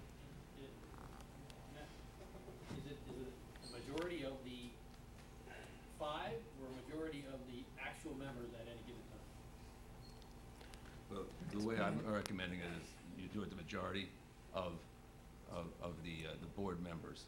That gives you that flexibility in case you have an absence. I guess it would be the same. Right, because that doesn't take into play if an alternate steps in temporarily. An It's- alternate it's- could make If it's the a quorum. 5-member board, it's a 5-member board. That's why you have whether an alternate, correct? Correct. If they're there. And then the other part that was brought up with alternates, is this something that if you have 4 members come to a board meeting, a 5-member board, only one person's missing, can an alternate step in at that point? An alternate automatically steps in. Steps in. That's their purpose. Right, okay. Then the other part on the art committee. My understanding is our boards really can't do fundraising. Foundation can. Can the boards actually go out and raise money? I'm going to let the manager talk about that part of it. I will tell you that what we have done past practice is we don't encourage our boards to raise money. It's the foundation, but they can come and give you that request. But I think the manager will tell you this is not so much a raising money type board. It gives you information on what's out there, but I don't believe it is. I'll defer to the manager. Yes, in the proposed language under D3, it says, and I think this is where the idea of fundraising comes from, but that is not the intention, to provide the commission with information regarding funding and grant sources for public art activities and objects. It is not necessarily to do the fundraising themselves, but to advise the commission on grant opportunities. And I believe that language is also in one of the other boards.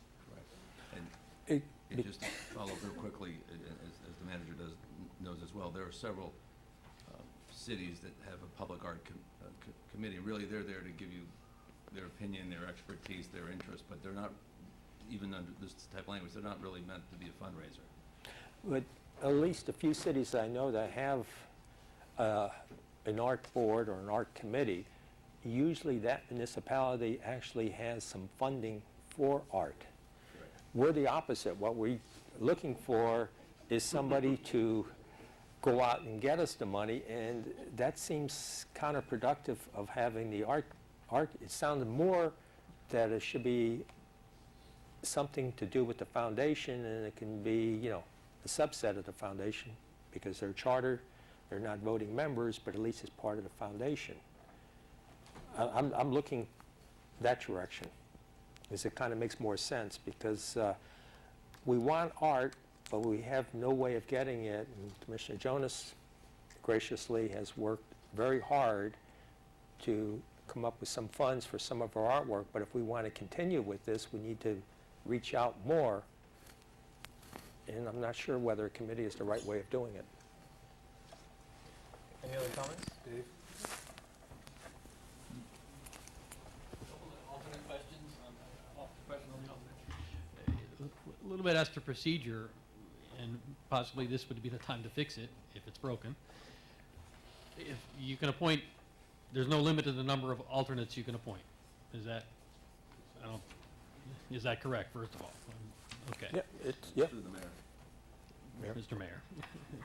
Yeah, there's nothing in there that, I believe it's just alternates as the commission sees fit, so it's based on attendance and whatever other issues they may have.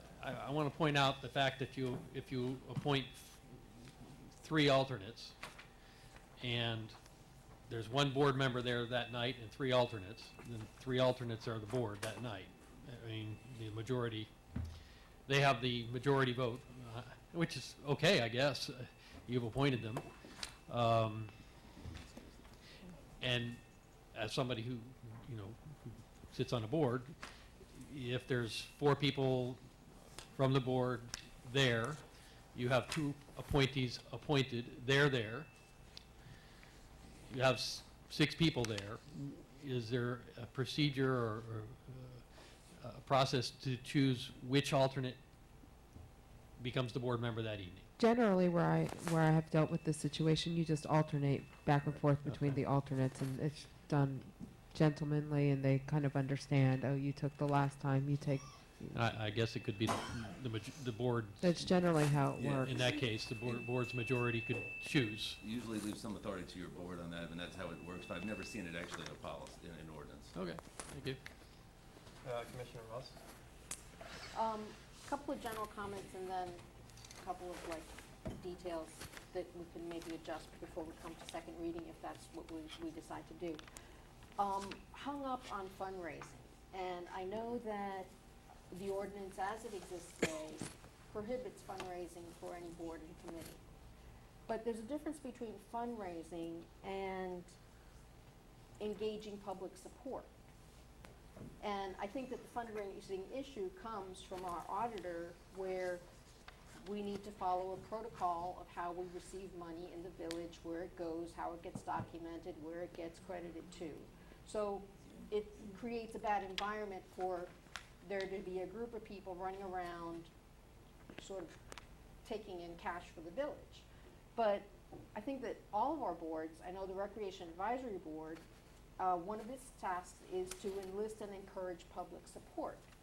And I was hoping that we could put that kind of a phrase in this public art board, so that part of their function is to engage people in sponsoring a new piece of art, or engage people in, or maybe even create a forum or an event where people will come and participate and see a piece of art, donate to a piece of art. The fundraising part is in the actual collecting of the money, and that should always be done directly to the village. So do you think there's room to create that kind of a process, and that way we avoid getting into hot water with our auditors? But nothing as it's currently drafted indicates fundraising on behalf of the committee. It's just, I mean, if you're alluding to number 3 with the, to provide the commission with information regarding funding and grant sources. Well, if you want to talk about the specifics of the language, I was just trying to just make a general statement about fundraising and how it's a prohibition for the committees, but the RAB is already being tasked with encouraging public support, and couldn't this committee be tasked with encouraging public support of art? No, I agree with that. I just thought that you had a concern that this language somehow indicated that they would be raising money for the art. And I agree with you that it's not authorized. Okay. Right. Okay. Yeah. And then the other general comments were, I know Miami-Dade recently revised its requirements for ethic training. For example, newly elected or re-elected have to have a certification process. They also, in that revision, required that the county's advisory boards go through a ethics training, and I wonder if that extends to all of our boards, and we maybe need to ask the question if it applies to us, and if it does, maybe arrange for Mr. Santorino or Mr. Thompson, someone from the county, to come and do a training here locally for all of the boards. It's a little bit off topic, but after March, when we ratify or appoint everyone, maybe we can set something like that up. Correct, and you're absolutely correct. As far as timing goes, we've discussed it in the office, and it's with the new board appointments. I believe the ethics training for the commission is going to take place before the appointments, but it is a discussion we've had. Okay, great. And then third general comment is, not only with this art board, if it's the way that we go, but can we bring all of our boards into the budgeting process, so that they can come up with plans and requests, and we could, when we go through our budget, find a way to put some set-asides, earmark some funding for matching grants or other things that the boards can make happen to create an enhancement for the village. Staff can definitely run with that idea if the commission would like to see that. Okay, so now with, I think that I was initially opposed to a separate art board, and I thought it was something that should take place within the foundation, and it possibly still can. Or we can develop it, set it up now, and then shift it over to the foundation if that's what the commission's agreeable with. But having a board, or a formal board or a committee, I think positions us to be able to access grants and other funding. I know we did it with Parks and Parkways, used to be an informal committee, and then in order to get forestry grants and the like, we formalized them and made them an official board of the village and gave them specific tasks. So I think that an art board can work kind of in that way and put us in a better position. With regard to the language, in the detail of the language, I had a couple of comments with section 230A3, and you could tell me if this is something I could just address with staff. I think we can probably quickly go through it. Okay, there's a phrase that was inserted that says established under this article. So these requirements or qualifications are for boards established under this article, which doesn't include our statutory boards, but in that same phrase, which is 2-30A3, it says this article includes every agency, blah, blah, regulatory board, quasi-judicial board, semi-autonomous instrumentality.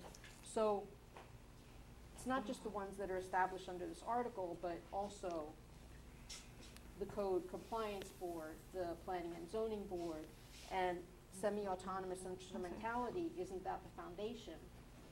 Well, that sentence ends up with established under this article. Is that what you're talking about, 3? Section 2-30A3? A3. Right. Everything in that list then ends with the phrase established under this article. So even though we're referring to the regulatory and quasi-judicial board, they are not what are. That language was in the ordinance, and I left that in there for future if something was created. Okay. But the intention is to exclude those which were established under Appendix A. So you don't see a conflict? No. That's fine, okay. It's highly unlikely, but if another board that was quasi-judicial was established under this article, we would put it in there, and then we would need to change that language. Okay. Section 2-36, Public Art Advisory, Sub C, 2-36. Okay. Sub C. It seems redundant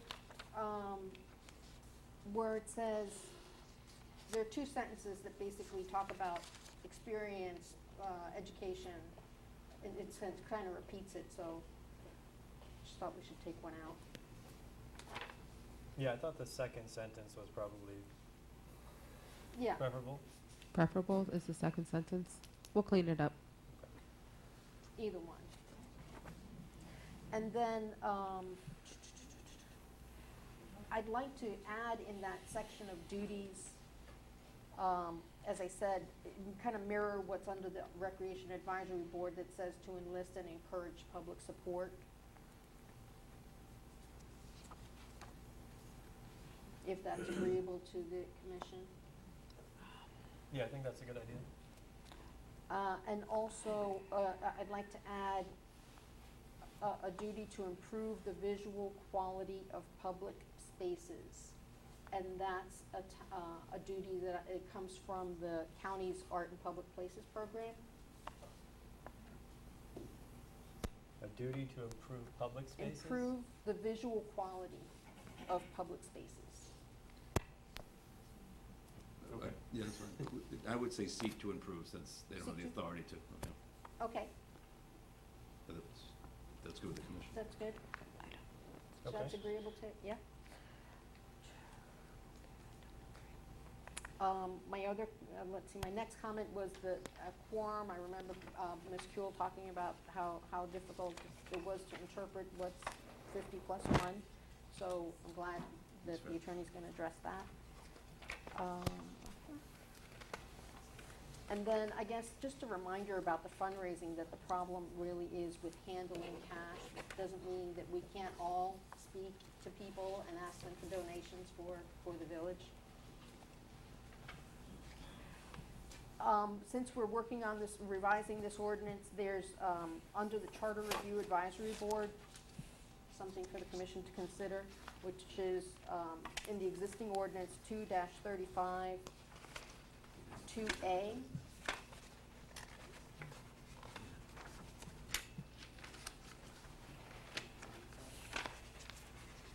Which says that members of the Charter Review Advisory Board shall be qualified electors of the village.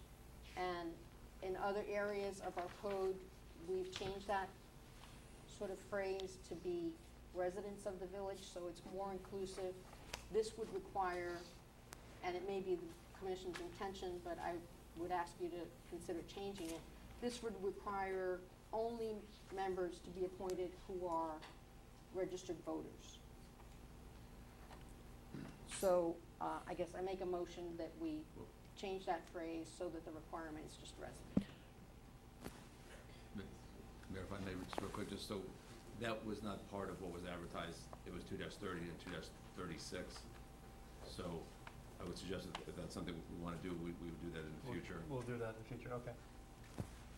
We could do it as early as you want, but But we haven't held the.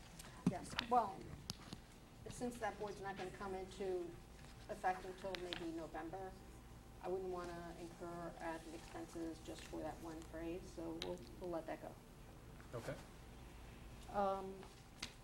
That's it for my comments. Just in general, initially I thought, oh, this really should be under the foundation, and since it's only being, it's only gonna become possible through donations, why are we formalizing this board? But I now think that it maybe puts us in a better position to apply for those other funds and make things happen that don't need to happen with tax dollars. All right, Commissioner Watts. Well, just for one thing, I don't think there aren't that many grants out there for things like this. But I hope we get some.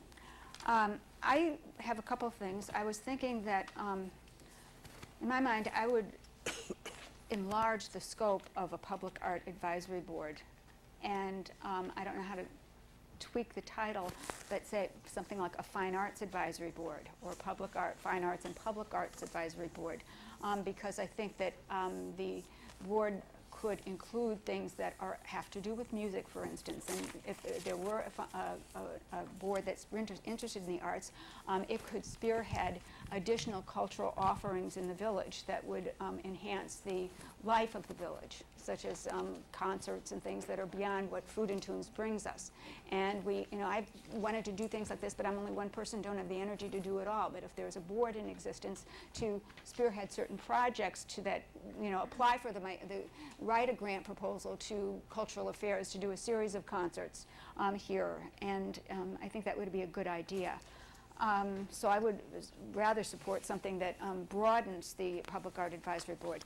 Another thing, and I appreciate Commissioner Ross's suggestions about this, and especially enlisting public support, but I feel uncomfortable with saying this is a duty and a responsibility of such a board member. I think the board members should aim to elicit public support and get funds. But if you're going to have a bunch of artists, perhaps, or people really who are interested in the arts and are in the arts, and if you're going to expect them to fundraise, I would say you have to think again. Artists hate to do that kind of thing. I'm in a department, we're in an institution where we're continually having to fundraise, and it's like pulling teeth. But Commissioner Watts, I think the idea was that we were going to separate the fundraising aspect, and it wasn't going to be part of it. It's not part of it. Okay, so but then if we add that one thing in under duties and responsibilities. To enlist and encourage public support? Yeah, that's not, I don't interpret that as fundraising. All right, okay. And I do think it's an important board that we need, because we need the viewpoint of people who have some knowledge of and experience with art and public art and the placement of it. And I think that artists would, if we had a board, there would be more willingness to go out and enlist the help of people at MoCA or people at my Art in Public Places who can give advice, such as Randy Reddick, who are more than willing to give advice and have lots of experience with public works of art that we don't have. One other thing I have is about this is I just think that since we're going to have a charter review coming up in in November, is it, that why not have an ad hoc board now and wait for the charter review board to study this, figure out the changes, especially with the changes in the way that we select and or designate the appointments to the boards. I think that truly we're taking the apple before the cart, or the cart before the horse, or whatever. I think that it should be something that the charter review board considers rather than us at this point, because I think that the changing the way in which we appoint the boards to simple majority, I think that offers, politicizes it even more than it is now. And I've talked with some other officials in other municipalities, and they actually a couple of them said, I actually think the way you've got it now is what I'd prefer. And I just think that it would politicize with voting and such like that. I think that it could be problematic.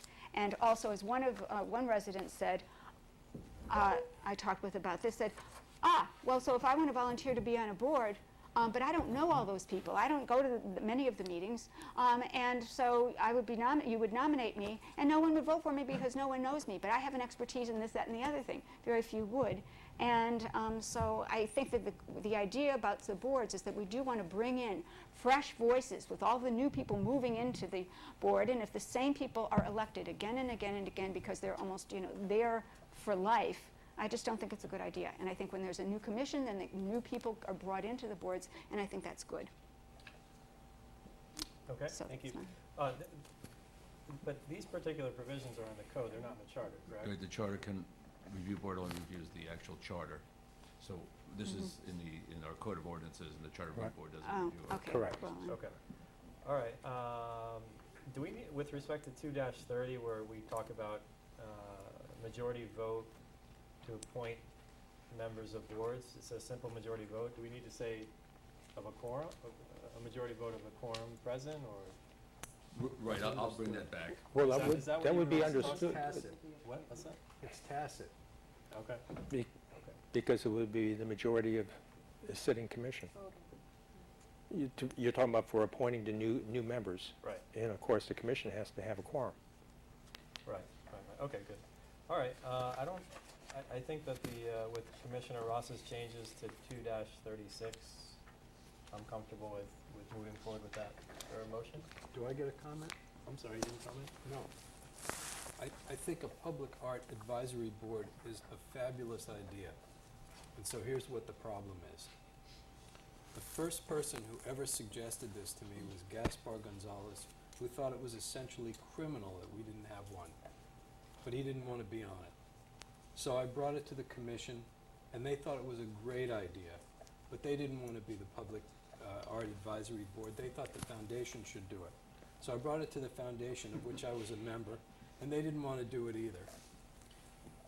About 2 years ago, there was some concern about the process of acquiring public art, concern coming from the then commission, that's the one before this, and in the course of 2 years, they didn't do anything to appoint an art board or change the process in any way.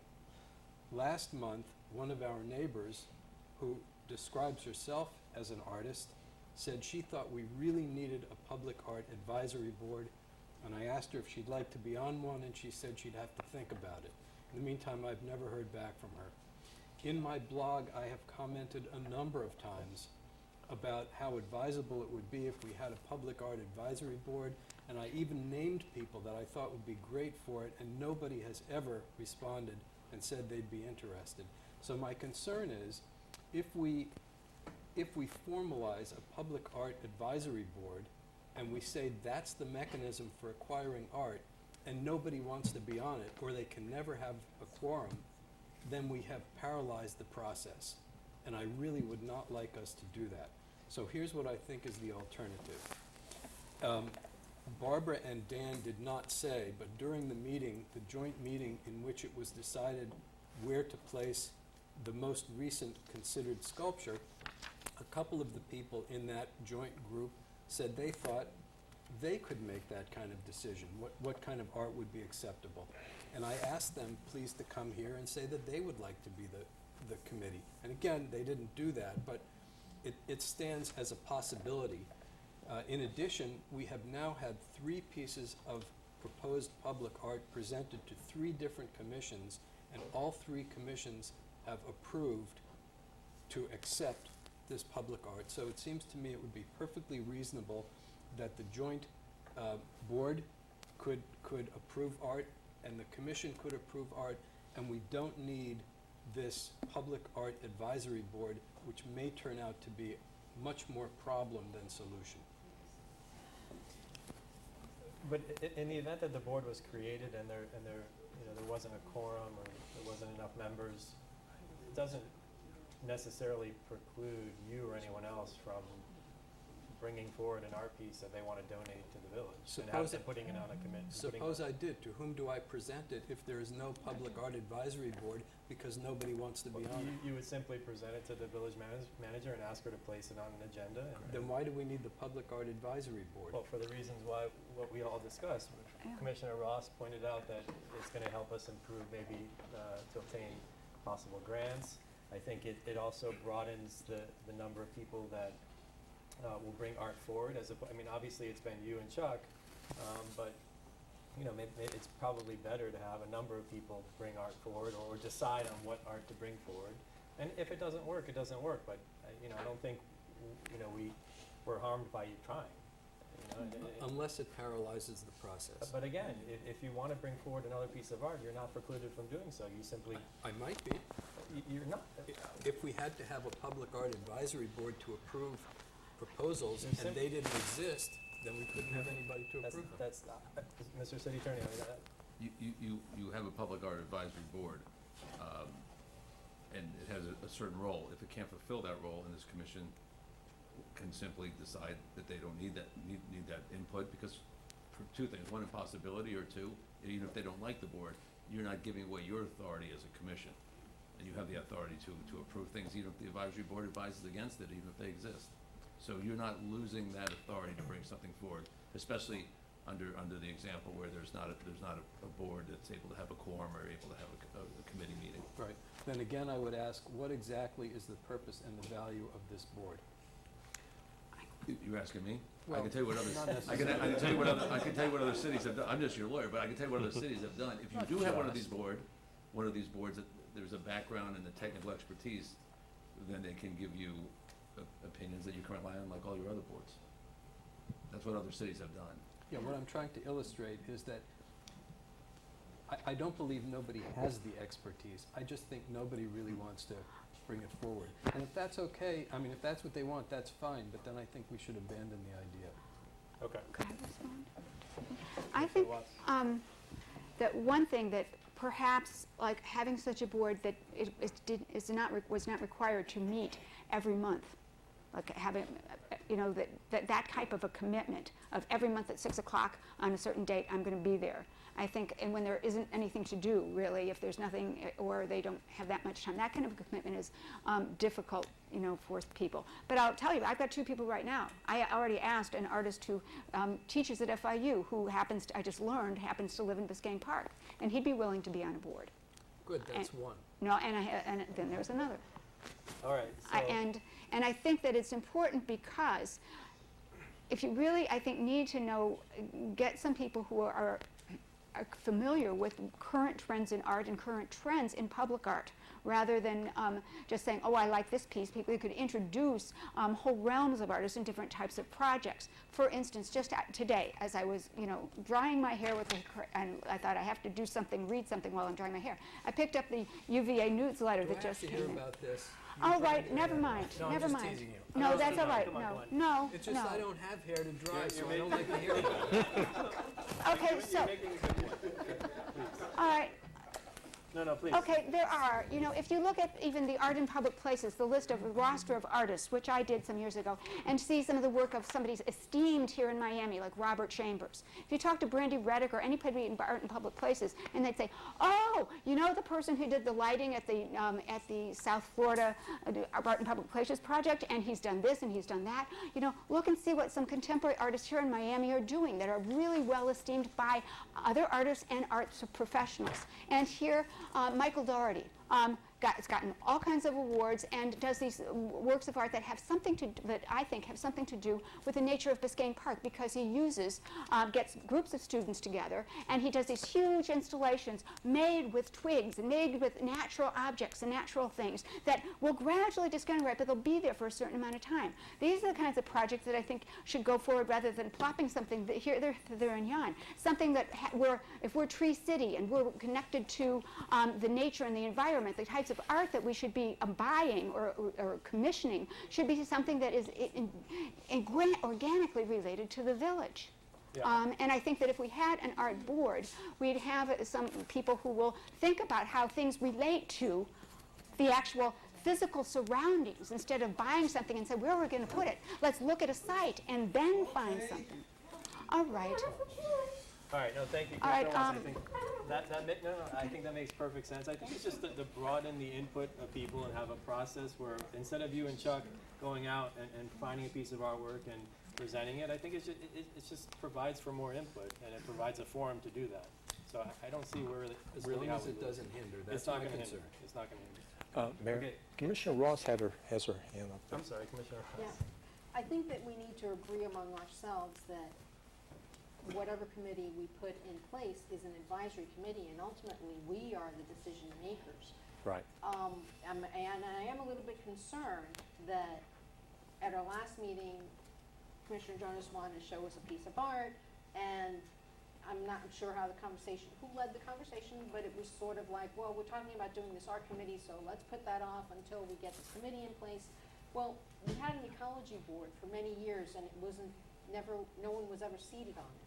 So we couldn't stop considering things that impacted the village. No, but the reason why that second piece of art was not considered was because it wasn't on the agenda, and we wanted people to have Okay. advance notice. That was the only reason. It wasn't. Well, I just want to make sure that, I think it's a good idea that we have it, that we do go forward with this, but I want to make sure that we're not going to use it as an impediment to other things that are heating up and being inspired in the village.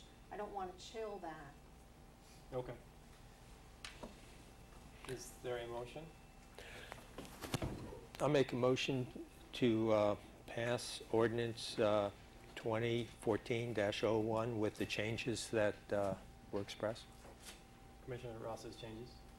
And I had that one change. And the Okay. quorum, the issue about the quorum. Correct. I'll second that. Okay. All in favor? Aye.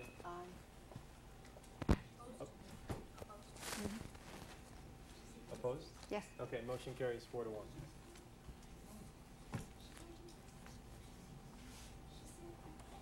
Okay, let's go to old business, the status of the agreement with the City of North Miami for water utilities. Thank you, Mayor.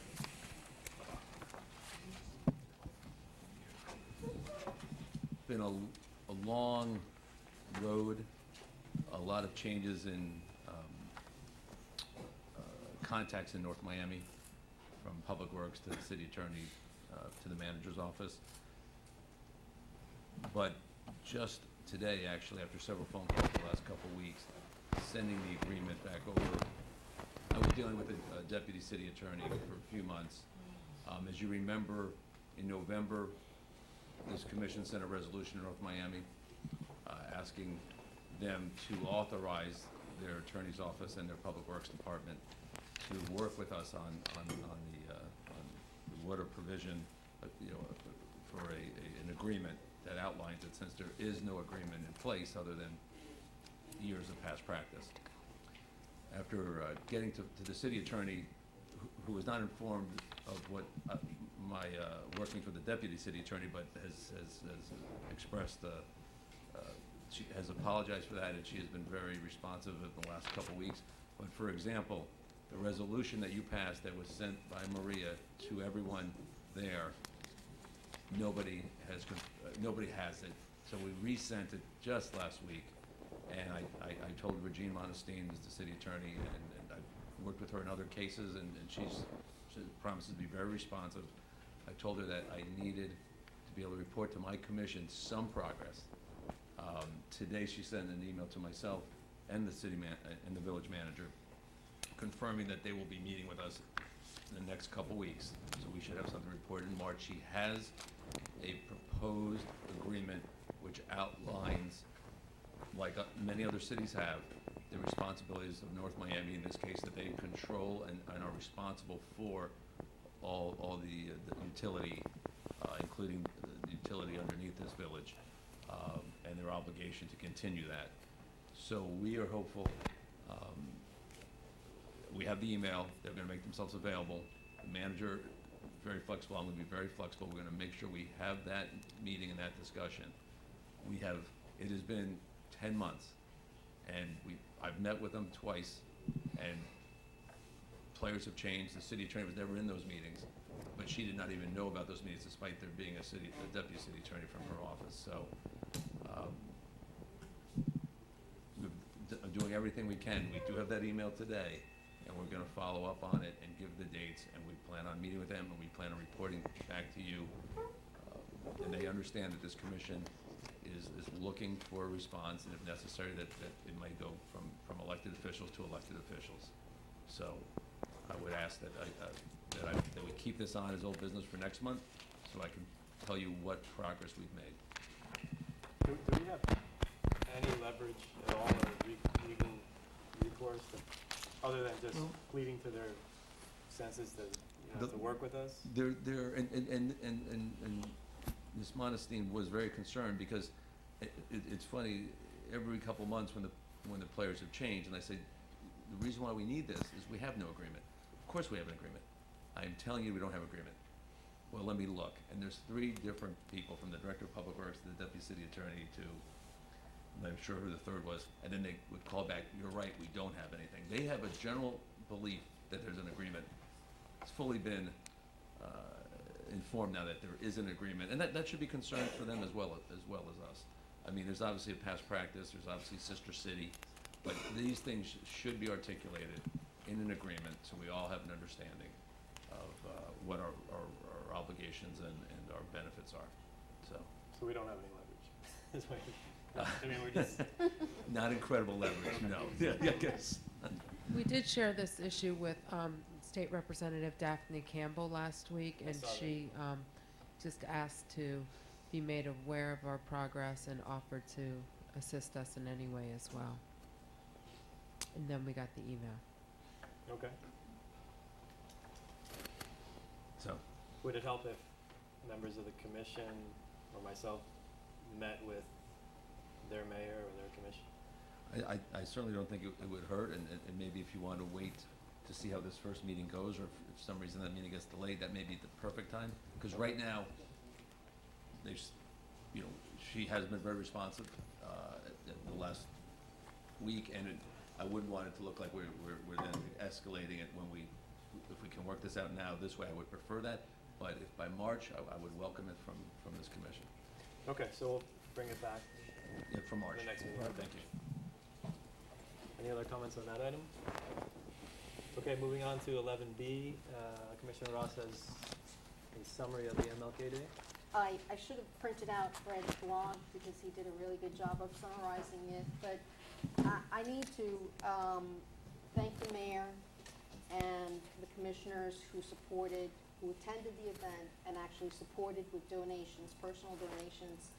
It was extremely successful on the side of raising some funds. We raised a little over $1,000, which I hope will be applied towards the beautification project along the 6th Avenue Bridge. And I don't know if you need commission direction to do that, or, That could be helpful, sure. okay, so I guess that's one little piece of business to take care of, if we could have the consensus from the commission to apply those funds towards the beautification project on 6th Avenue Bridge. $1,020 was raised, as far as I know. I don't know if anyone else delivered a check to Village Hall. And that would be part of the 2,500, that would go towards the 2,500 cash match that the village has already pledged for that project in order to get the grants. That would, My thinking was that it would be in addition to that, okay, actually. absolutely. We can spend it. Okay. Minus the material. Yes, we're gonna deduct what it costs for the MLK project, the materials. Less than, Correct. right, net. So I guess. So if we do we just need a consensus? General consensus would be fine. Yeah. Is there a consensus? Yes. I'm fine. Great. Yes? Okay, Thank you. thank you. But particular thanks to the mayor and commission who actually supported the project out of their pockets. My compliments and very sincere thank you to staff, Candido Sosa Cruz, Cesar Hernandez, John Jenkins, manager Heidi Shafron, and her lovely family that came to support the event. Not only donated time and money, but also got their hands dirty and maybe ached their backs a little bit, actually working on the project. I think it was very successful. I hope that we can continue to do this. It brings the community together. We had about 25 people who came out, many of the members of the Park and Parkways Board, and we worked for about an hour and a half, but we just got together and talked and had a pleasant morning together, so I just wanted to report on that. Also recognize Dan Keys for his ordering us around and giving us his knowledge. Okay, so 11C is an update coastal. With regard to our new district, the Coastal Clean Energy District, which is being administered by Y-Green, we're in the process of getting the bond validation done. There will be a hearing that's been confirmed, March 10th will be the validation hearing, and once that hearing is finished, there's a 30-day appeal period that we will have to wait through before the district actually becomes live. Meaning that the projection will be after April 10th, they will be able to start taking in and processing applications for home improvements that are that are funding energy efficient projects. And hoping that we will get more literature and advertisement out to our residents. As soon as I have that from the Y-Green, the administrator will share that with the manager and clerk, and we can get it out to everyone. Initially, the project, we were thinking would go online towards the end of the summer, but now it sounds like it's going to happen a lot sooner, and I know that there are people out there who are looking for this kind of funding to improve their roofs and do other projects, so I'm happy about that. Okay, great. Mayor? Commissioner Ross, I don't know if the rest of the commission is aware that you are our representative for Okay. this. Yeah, I was appointed as a representative of the village. It doesn't necessarily have to be a commissioner, but I am and I was. Right. And so we meet every other month if there's business to be transacted, but otherwise we just get a report from the third-party administrator. And I imagine it will be, we'll be meeting more often as it gets more active. Thank you. Okay, thank you. All right, moving on to new business. Item 12A, discussion, review proposed design and landscape for the 6th Avenue Bridge area. The staff will give a Just a brief update. This is based on a grant that was approved in 2012, and it is to do improvements along the 6th Avenue Bridge. On January 4th, the Parks and Parkway Board held a public meeting where they finalized their design concept. We have Board Chairman Dan Keys here tonight if you have any specific questions regarding the design of the project. Okay, thank you. Yeah, and I actually had two questions. At our meeting, the board talked about the sable palms. So I started looking around. North Miami has quite a few, I think, on Biscayne, and many people have them. But to me, everywhere I look, they look horrible. I mean, unless they're constantly maintained, you see that brown underbrush. Mm-hmm. So that's my only concern. Is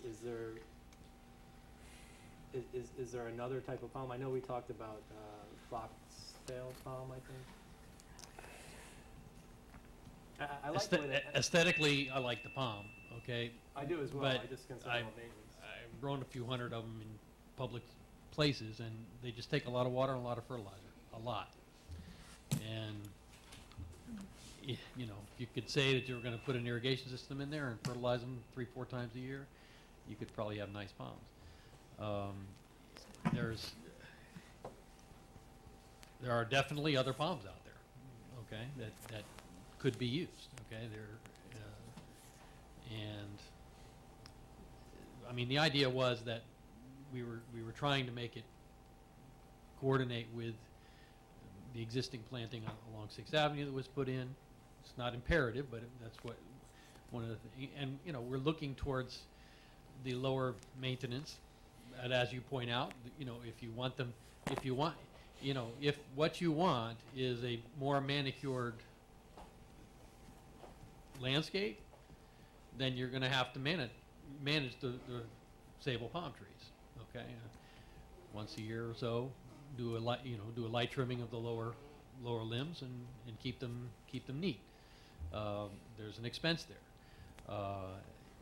You can leave them alone and let them, let the older fronds drop, and that's a certain aesthetic as well. You may not like it. It's not a manicured situation. There are other palm trees. There's 200 potential palm trees in nursery trade in Dade, Broward, Palm Beach counties that could be considered, all with different water and fertilizer. Okay. I mean, we can see what the rest of the commission has to say. My other comment was, it looks like they're really closely aligned. Is there any way to take maybe 3 or 4 and put them in that island as part of this project? They're very, very close. Yeah. Well, they're 14 foot on center, which we went out and measured these palms and allotted for a space between the eventual development of a full canopy of leaves. So there will be some separation between the canopies in this scenario. But if you lost 3, would Yeah, it make I mean, you could do that. I think the problem with that, with putting palms in there, is going to be a sightline issue with DOT. Okay. You just haven't studied what you could do there. Okay. I think putting sables in there is a good idea. Maybe as another step that we could do some other year after we move forward on some of the understory. Okay, thank you. Any other comments, Commissioner Ross? I think, whatever we put in there, whether it's a palm or initially, I like the idea of a flowering tree, but whatever we put in there, we're gonna have to maintain it. If we don't set aside the funds for that, then it's never gonna look the way we want it to look. So that's part of the commitment we have to make, is that we are gonna maintain this sable palms or whatever palms. Commissioner Watts? Yeah, I'm sorry I missed that meeting. I was really sick then. But why did you choose to go for palms rather than a flowering tree? Because of some issues at the site on both sides. There's a water facility on either side of the bridge that may need to be worked on someday. And the idea that shade tree we put in today is going to be 20 years old in 20 years, and roots will have grown over the area where the pipelines are laid, and basically you'd have to destroy the trees to do something. I mean, we're anticipating something that. Yeah, but isn't there a product called root shield where when you're planting in a residential or area with pavement and sidewalks that you can compel the roots to grow down rather than out? I mean, the short answer is yes. The real answer is no. The effective answer is you're not going to solve that problem with a root shield, root barrier of sorts. If your roots don't want to go down, they're going to go like this, and then they come back up again onto the surface. They'll go under the barrier, they'll come up to the surface, and they'll ride along the surface again. And essentially, be very unstable, first of all, and secondly, you're still going to have the roots where you don't want them.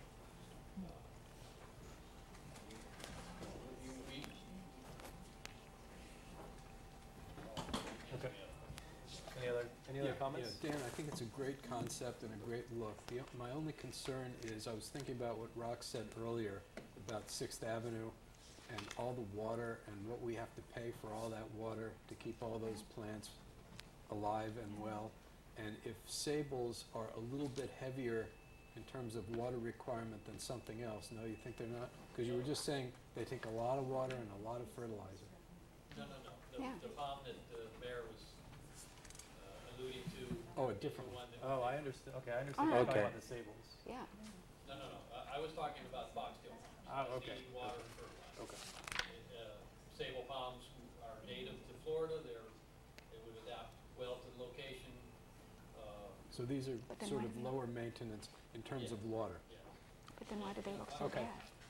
Did we get, I don't know what staff found out from the state, did we get an approval from the state for this plan?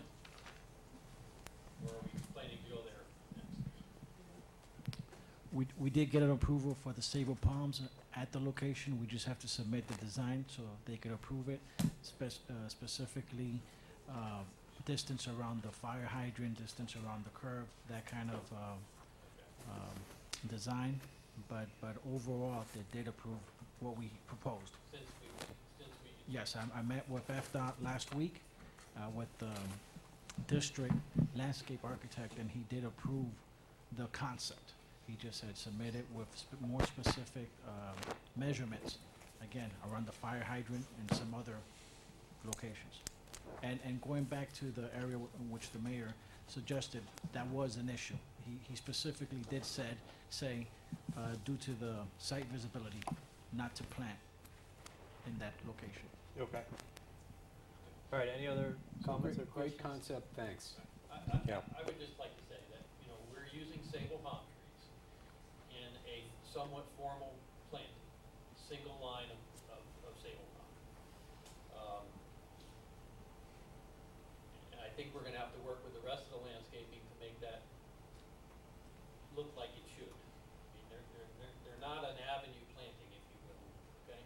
The original concept was to try to put groups of 3 along there, and in our discussions, we kind of discounted that possibility because of the water line situation. So, but I will say that we might be able to insert palms that way to have it be a little less formal than this planting in the future.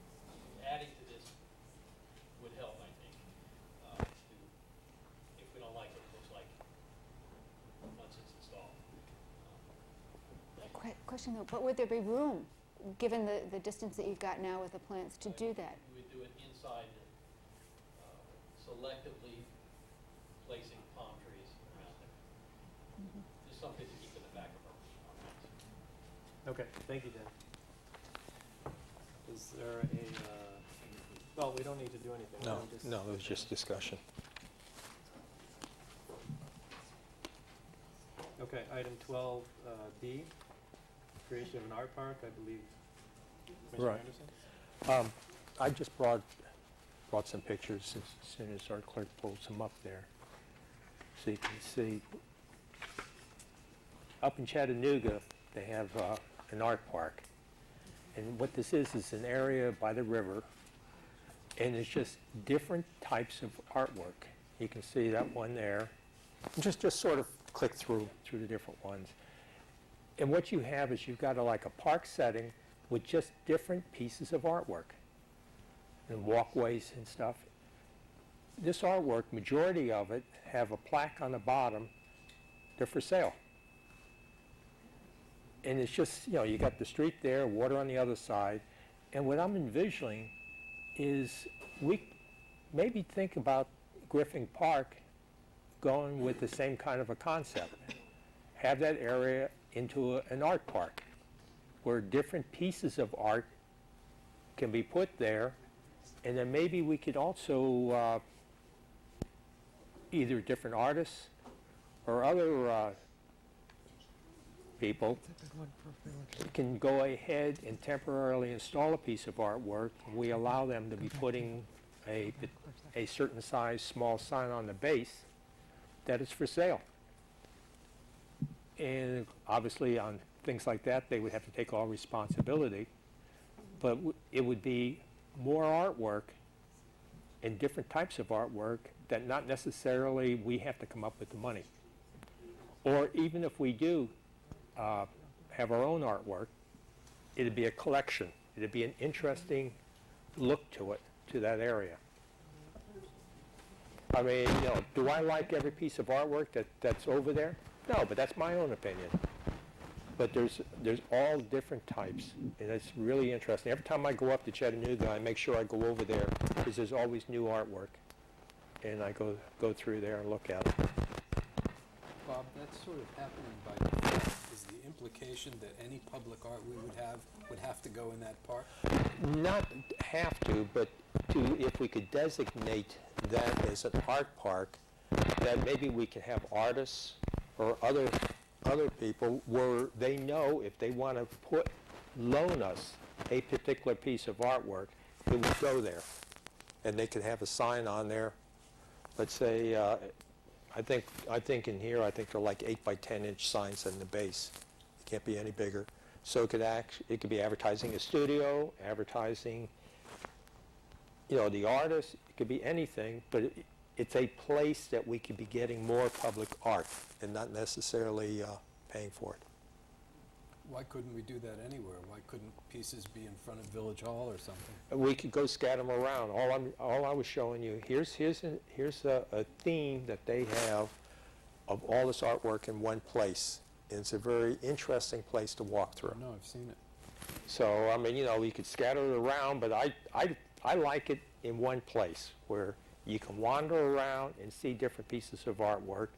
And if you have loaned art, it is always changing. So you'll always want to come back and look. I think it's a great idea. I just don't know why we'd want to limit to that one geographical spot. Well, that's my opinion. I'd like to see an art park. Okay. I mean, that's my opinion. That's the reason why I just put this for discussion. Okay, Commissioner Lance? So then you would be proposing that we get someone to design something so that there are walkways through there? If we get enough artwork, then we could either have somebody design it, or it can be just random. There's not walkways through all of this. Some of it has walkways, some of it doesn't. It's like random. Maybe that was the design on it of being random.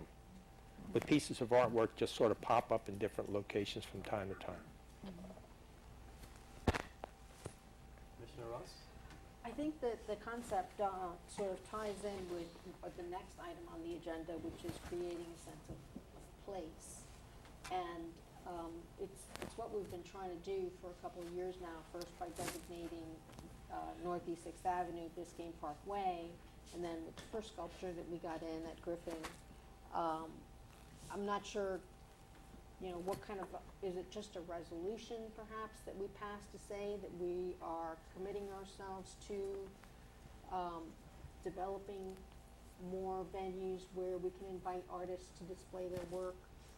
You know, I'm not sure what it is, but it's kind of cool to make Biscayne Park the place where an artist might want to feature. We might want to hold a feature of someone's art. And it's a very visible area there on Northeast 6th Avenue. Again, whatever we do, it shouldn't be by way of limitation. It should be by way of creating a welcoming environment for developing those interests. And perhaps this is something that the art committee could look at and study, and Sure. maybe there's grants associated with creating this type of park. That's why I'm just bringing this up as a discussion. No, and it's up, you know, it's up to what this commission, where they want to go with this.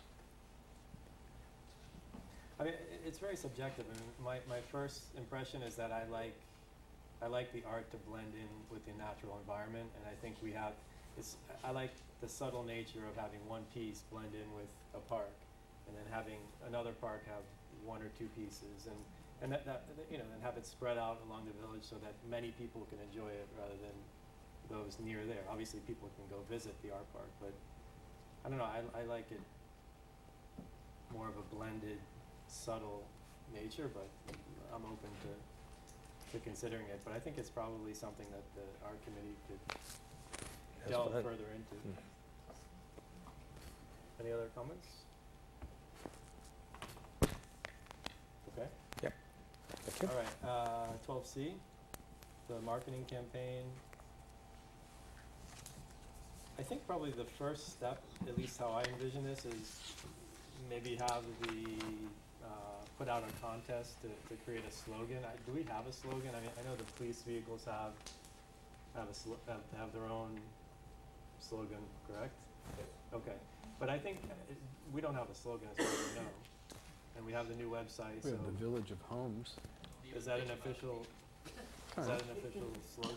Kind of, yeah. Well, that's my Yeah. point. I think we should maybe start a contest to see what ideas people have, and then we can build upon that moving forward. I think that's the first step. Who would we do that through? We could use the upcoming newsletter publication. Okay, That goes to every home in the village. perfect. So we could work on staff level of designing some kind of language to encourage people to submit, present a deadline, Okay. and then we'll come back to the commission with it. Okay, all right, great. Do we use the Village of Homes as part of our logo or anything? On the No. newsletter, should we? No. Just to give an idea what it's like, you know, to have We one? commercial. Could I suggest something else though? Sure. Another, I mean, a slogan is a good idea, and it's. Village of and Homes the plus. public And to more. do that. I think our village T-shirts maybe need some updating. And, What- you know, we have the big medallion with the log cabin and the tree in it, and maybe that could be part of what we put out to inspire kids to come up with a design for our village T-shirt. No, I agree, and actually that was sort of step two, is once we have, you know, we get a slogan, we can start looking at merchandise to even, maybe the foundation could even sell at the events, you know, different T-shirts, Euro magnets for cars, but just to start to build a brand. Mhm. But I think that's a great idea. Okay. Let's move on to 12D, Commissioner Jonas's item regarding hiring an arborist. Regarding not hiring an I'm arborist. sorry. Regarding not hiring an arborist, I'm sorry. Yeah. This was something that we established maybe a couple of years ago, and the idea was that if the county wanted to remove a tree, that we would hire an arborist and spend up to $5,000 to determine if the tree was really dead. And my feeling is that if the county owns the trees and they control the area where the trees are, and knowing that they don't take trees out unless they have a reason to, and they have an arborist, and they always replace them, the trees, with something else, then why would we spend any money to hire an arborist to argue with them? I don't think we should argue with them. I think we should assume that they're doing the right thing for the right reason, and we should cancel the previous, I don't know if it was an ordinance or a resolution or what it was. Motion, I think, is a policy. Policy through a motion. Okay. So I think we should cancel it. Okay, any other comments? I question, I don't remember if that policy was established by a resolution. It was just. Simply a motion. Okay. So there would just be a consensus to cancel that policy? I mean, if we choose to do so? What we would do if there's consensus now, because as I understand that there's a discussion item that we're not acting on, Yeah, but it's a we would bring it at your next meeting. I mean, you could make the motion now if you're all prepared for it. It's under discussion, but you're allowed to do that. So if there's consensus, it should be done by motion because the previous policy was set by a motion. Okay. So Fred, is that your motion? Not unless there seems to be agreement about it, and if there is, then I'll make a motion. I was under the impression that actually Miami-Dade Code, the formerly Durham, that the requirements for taking down trees, that it had to have an arborist determine that it was dead. The county does that. They have their arborist. That's how they decide which ones to take down.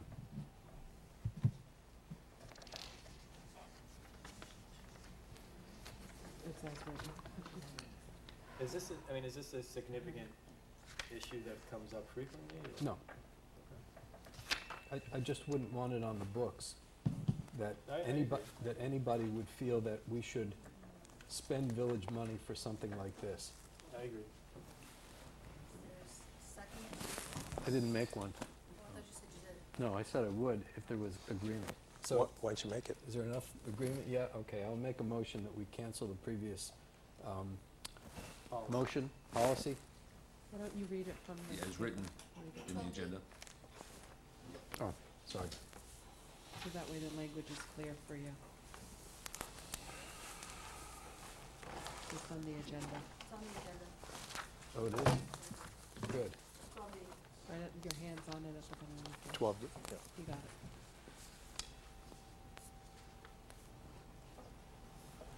Oh, just this? Okay. I want to make a motion to direct staff not to hire an independent arborist when the county advises that they've made a determination that trees need to be removed on county right-of-ways, and further directing staff not to expend, no split infinitives, any village funds on such county determinations. Okay, is there a second? Second. Motion including the split up. Pardon? Second. Yes, and cancel the split infinitive. Second, Yes. second by Commissioner Ross. All in favor? Aye. Aye. Motion carries 4-1.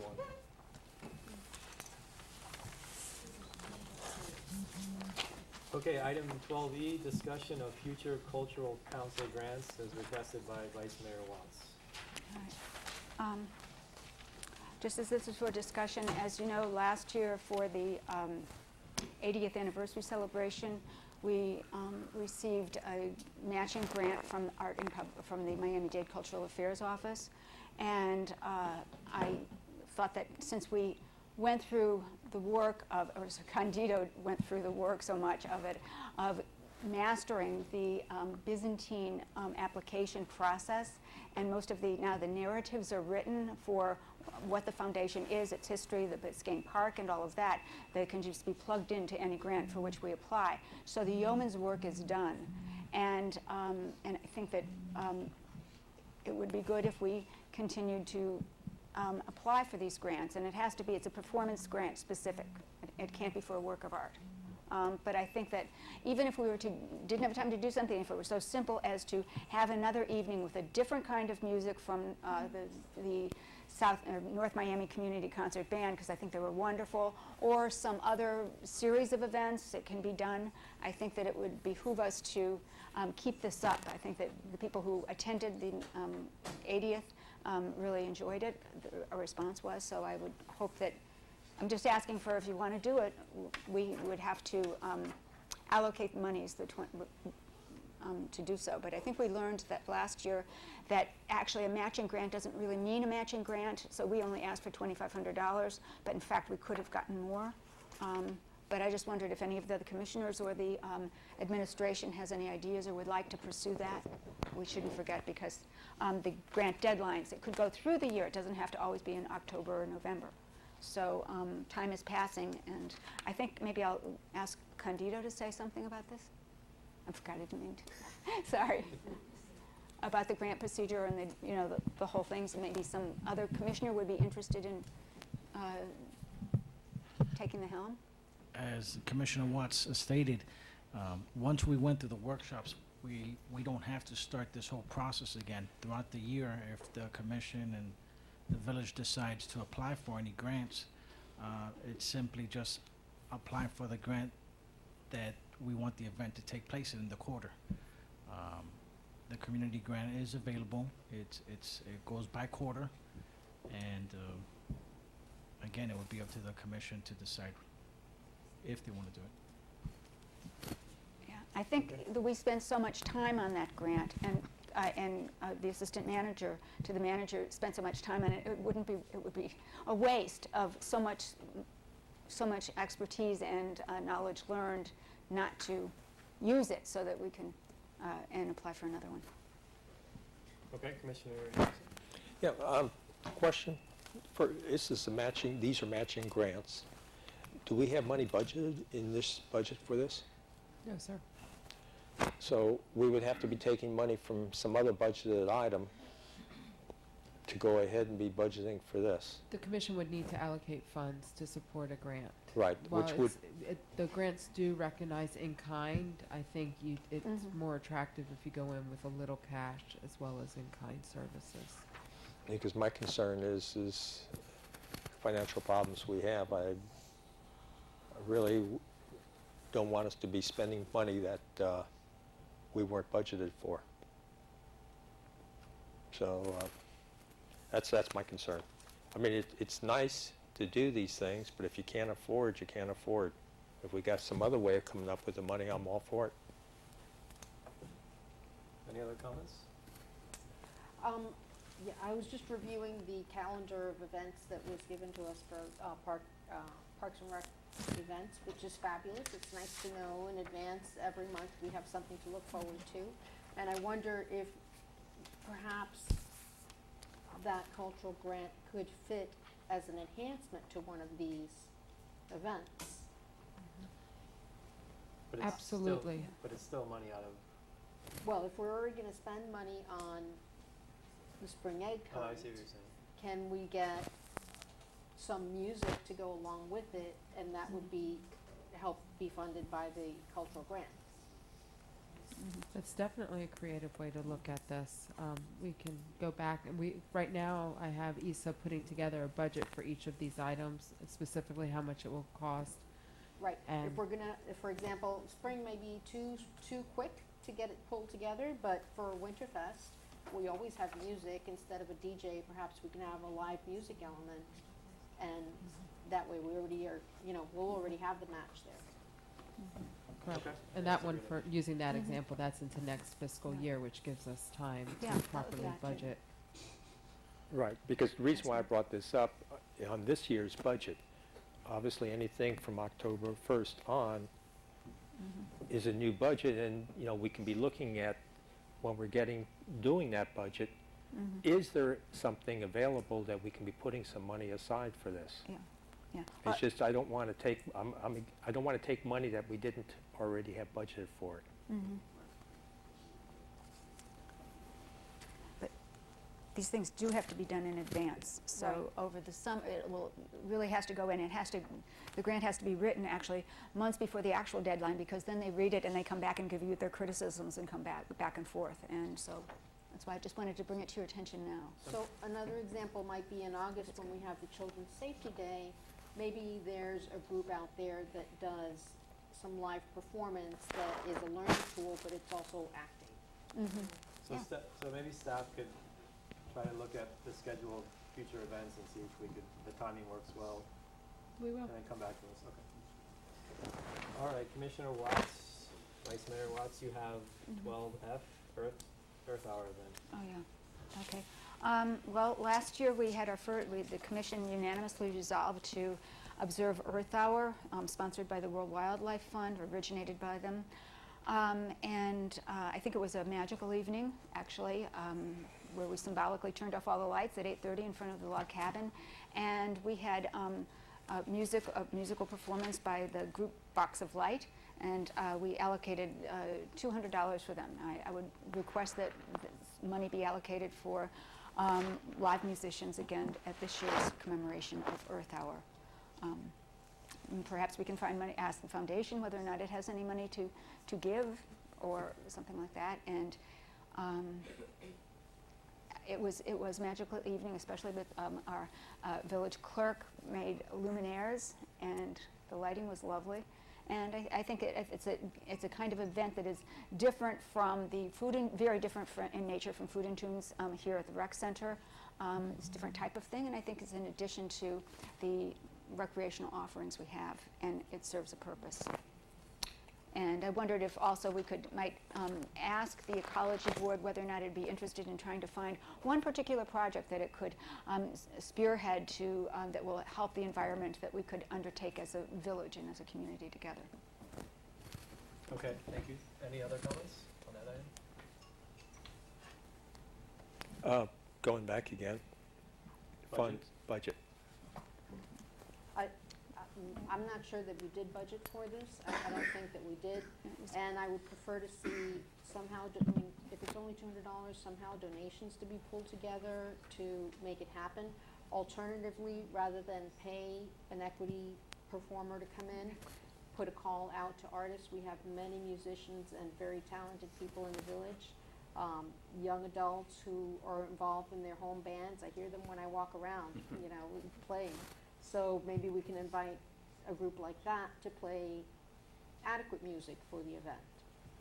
And I'll completely support, you know, what Commissioner Ross is saying, because that's not coming out of the public funds that wasn't budgeted. Okay. I'd just like to ask that we consider paying artists to do this. I think artists deserve to be paid. They have to pay insurance and things like that as well.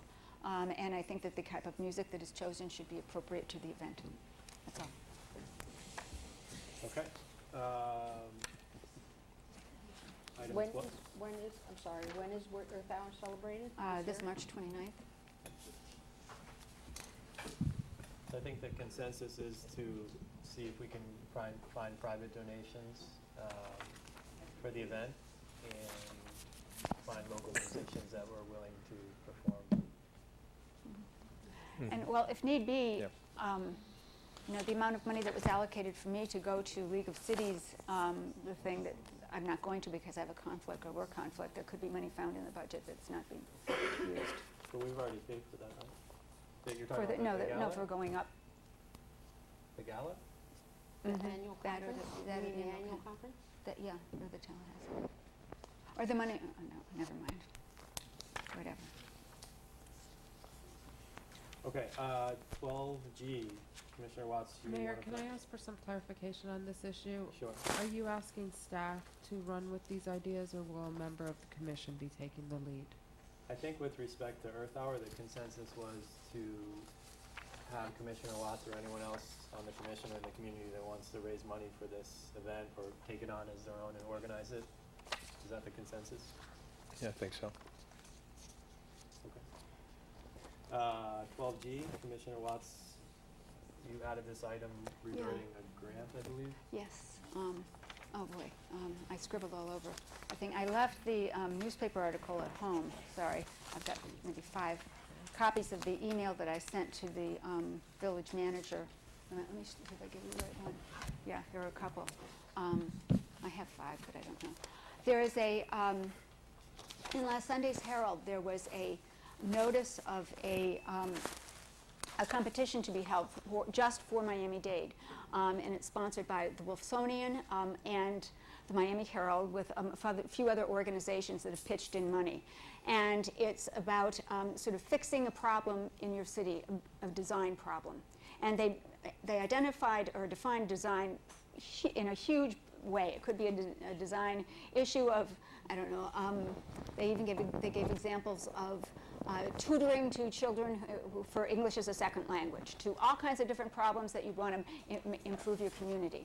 And I thought that we might apply for it because it's only a small, it's, you know, a short window span. We've only got 300 words of a proposal, so it doesn't have to be something detailed.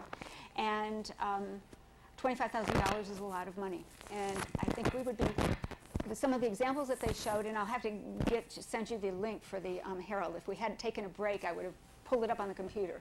But I thought that if we were to ask for, and I would entertain suggestions from the rest of the commission, but if we were to ask for money to enhance the lighting around the rec center, so that we could, because people have always complained that it's not safe with people running around the rec center or in the park at night, the lighting is poor, la la la la la, and we don't have money to improve the lighting. If we did have this grant, we could get LED lighting, we could have motion detectors, some motion detectors, as much as $25,000 would let us do, but I think it would be a possibility.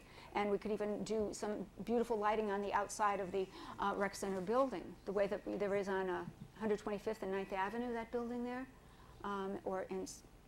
I just think it's something that we should just throw something together, as everyone else, every other nonprofit is doing, ask the foundation whether or not it would be willing to actually sign off on a project such as this. Commissioner Watts, is this something that's any kind of a matching, or is this an outright grant? No, it's This is outright. outright grant, okay. Yeah. So I just thought, these don't come along very often. And we could, you know, and it can be just to solve a real problem in a village or a community. And so it can solve our problems with lighting, and it could do it in an artistic way. So it could fit the idea of design, and it could fit the idea of safety. It could fit the idea of safety for all the residents and the children and the people who are outside. When is the deadline? It's on the thing, the end of February, March. February 25th. 25th, so it's like midnight, that. midnight. So they're not February. giving, it was just announced on Sunday.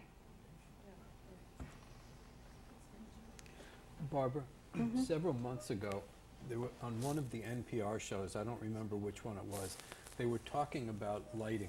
And it was a very interesting show because it was very counterintuitive.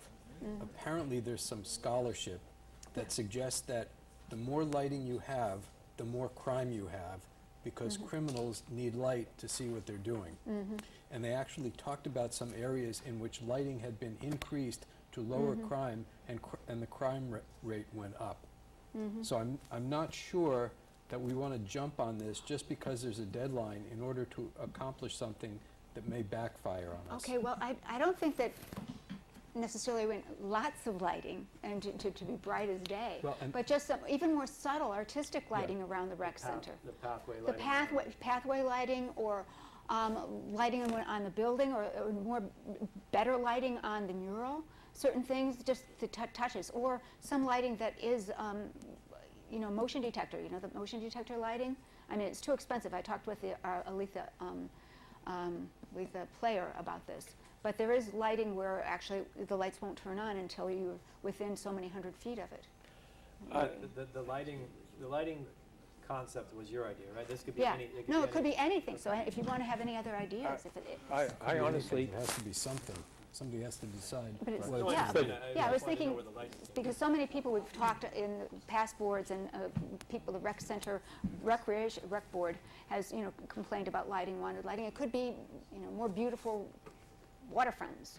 but I think, you know, having a pathway lighting around the rec center, because people do walk on that sidewalk. Yeah. It doesn't have to be, you know, bright lighting, Yeah. but enough lighting that people are actually stop them from tripping over things. Yeah, I was even thinking of lighting down from below up at the trees, or lighting in the trees. It could be That just like be delicate, delicate, Yeah. delicate, and could make this kind of place where people want to go and want to see. Just even, don't you delight in seeing the lights on the trees in Mocha, the Mocha Plaza?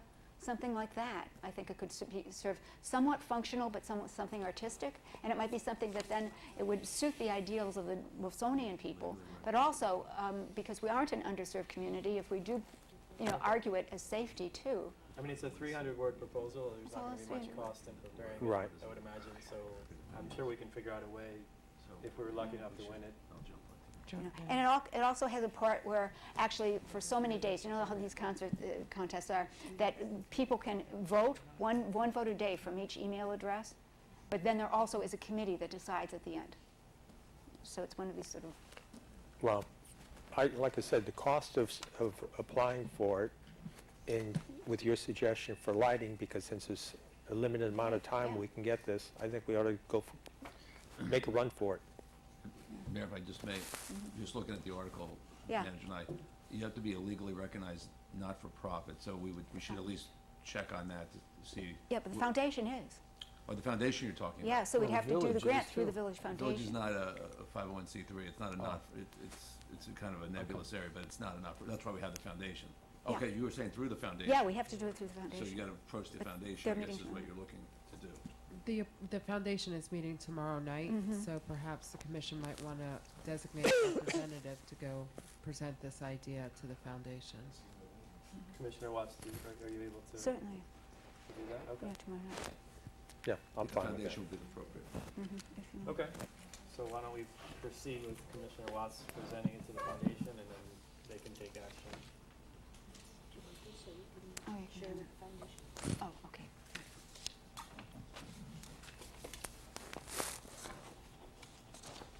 Okay, let's go to item 14A, Village Manager, update on the Zalewski sculpture. Do you want to do number 13? I'm sorry, which one? Oh, I'm sorry, 13, right? 13? It's you. What's that? It's all you. That's Okay, from the I- commission for you. No, I understand, I just didn't hear. All right, number 13, request for placement of items on the next agenda for discussion purposes. Anyone have anything? Well, Yeah. go ahead. To me? Okay. I just had a couple of my, pulled out my to-do folder from home, and I had a couple of things that I've talked to people while I was campaigning or had emails from people. Always traffic calming is an issue. And so, I'd like to put on the agenda a discussion of what we can do next for traffic calming, and between now and then, maybe the commission and staff could take a look at the reports we already have from our traffic engineers. Two requests in particular were presented in the campaign, but I guess we could talk about them next week. Just topic is, what can we do next about traffic calming? Okay, That could be so consensus to add that? thing further from the grant. Commissioner? One other thing I'd like to add is a discussion about senior zones or things that we could do for seniors. I know there's talk about having money in coming from Tallahassee, specifically targeting seniors and targeting the senior vote, I suppose. But some of the other things that I've seen or have been brought to me are programming things, and in particular, the county passed its resolution for senior zones, which sort of creates an environment for exercise areas or just passive sitting areas for seniors, so discussion item. Okay, perfect. One last thing, sorry. Law enforcement assessment fee.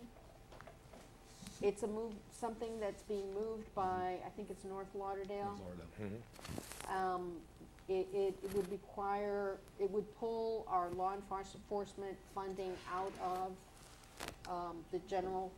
Yeah, You have an idea about what it's about, John? Yeah, absolutely. It would, you would take the law enforcement and treat it as an assessment, and therefore it comes out of your, the millage.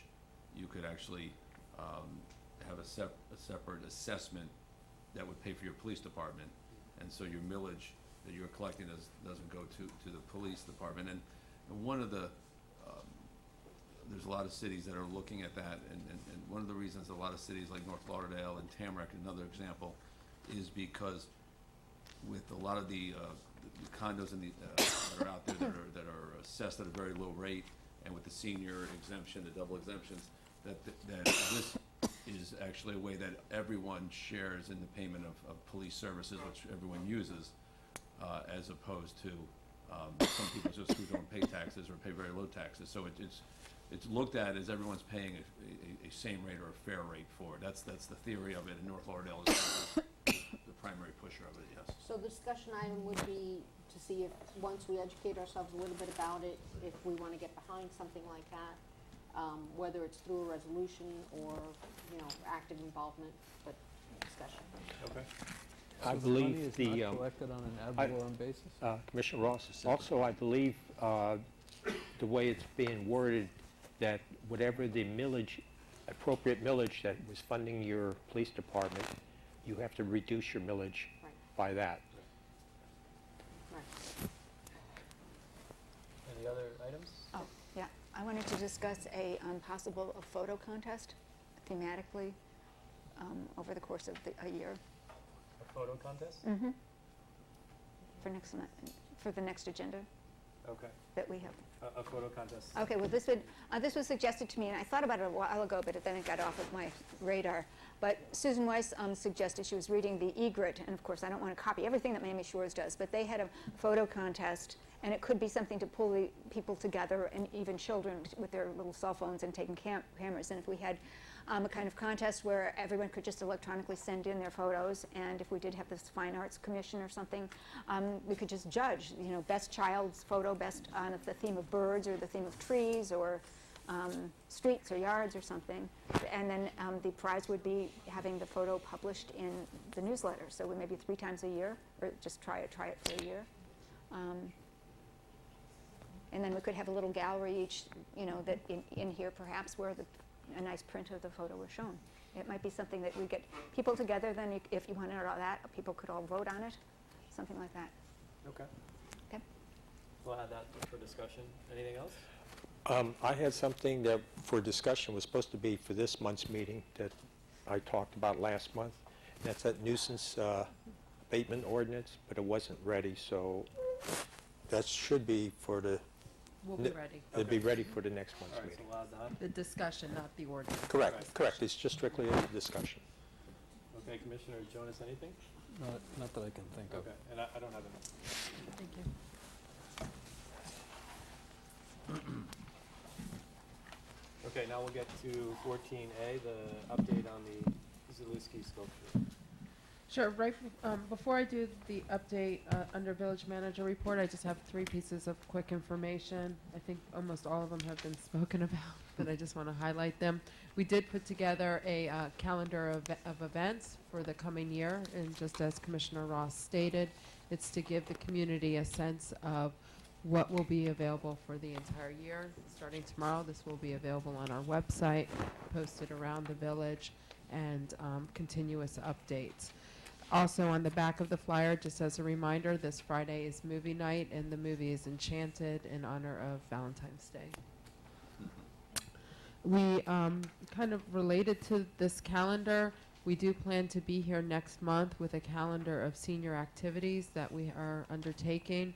We've been working with the North Miami senior group, and we will be coordinating with them on a month-to-month basis, alternating between us and North Miami for programs. We are speaking to a contractor right now about providing senior exercise classes, as well as trying to get together a Silver Steps walking group for our seniors. We're also looking at doing field trips regionally with our seniors. So all of that will be presented to you on the next agenda. It was already planned to be at the next agenda. Financials, in front of you is our financial summary. If you have any questions, feel free to reach out to me during the week, and I'll be happy to review with you. And then the third item is, I already mentioned it, but the foundation is meeting tomorrow night at 6 p.m. And I encourage everyone to attend. I will be in attendance as well to see how we can coordinate some of these recreation programs through the foundation and get their support on this programming. Regarding the sculpture, as if it wasn't talked about enough this evening, last week I met with members of Parks and Parkways, Ecology, and the Planning and Zoning Board. It worked out that there were 3 members from each board. There were 9 members in attendance total. They had a very productive and thorough conversation. It went on for about an hour, where they contemplated the 3 suggested sites that staff brought forward. That included this location, Village Hall, and Griffin Park. We also told the board members if they wanted to add another location into the discussion, they were welcome to do so. After that discussion, the consensus, and it was a clear consensus by all 9 members in attendance was that this particular sculpture shall be located in Griffin Park. They agreed that in the future there might be other projects that would be more suitable for Village Hall as well as over here at the Recreation Center. Unless I get any different direction from the commission tonight, I am going to go forward with the recommendation of the committee. Any comments on Yeah. that item? Yeah. Commissioner Watts? I would implore this commission not to take the recommendation of that committee. I'm surprised that actually that location for this particular sculpture was even considered or suggested. I don't want to criticize anyone, but I think it was a mistaken decision. I think originally the sculpture was chosen with the recreation center in mind, and I think it's an appropriate sculpture for the recreation center. To just move it to somewhere else, I think there's no context for it to be in Memorial Park.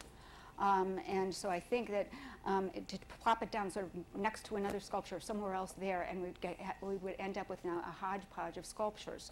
And I think we have to take into account the site and the size of the sculpture, which is, I think, not 7, but really 6 feet 4 inches in terms of the scale of the work with respect to the site. And that's a very large site, and as one resident wrote to me, she said it's really a drive-by experience when you're seeing these things. And I think if it is a sculpture at Memorial Park is right now a drive-by experience, you need something that is monumental, relatively monumental, rather than something which is more intimate, smaller in scale, even though it is like 6 feet 4 inches. I think that, as Susan Weiss pointed out, tonight, that the rec center would be a more appropriate place, especially if it's the ball player. And I think that there are no real problems with liability. I don't think if it's placed properly. I was in Reynolds Park last weekend and drove through there, and there's public art all over the place, and there are kids rumbling and doing things. There's no question of someone being hurt. And I think that it's an appropriate sculpture and playful, and it's appropriate for the rec center, but not for Memorial Park, which is being sort of dememorialized as we speak. So I would just ask the commission to reconsider the recommendation of the various boards who voted on that. I tend to agree with Commissioner Watts, and I respect, obviously, that art is subjective as is the location that you put it. But I think that I prefer to see more of have the art spread around the community rather than put into that park. And I think that park works well with that one piece. I think it blends in with the natural environment. And I think this piece is a perfect piece for the rec center. And I don't think that we can make decisions based on the fear that somebody is going to jump on it or kids are going to play on it. I think we need to put it where we think it should go, and then take precautions and prevent that from happening. So I think that the board had a thoughtful discussion, but my personal opinion is I think it belongs here at the rec center, and I think it is out of context in that particular park. Commissioner Ross?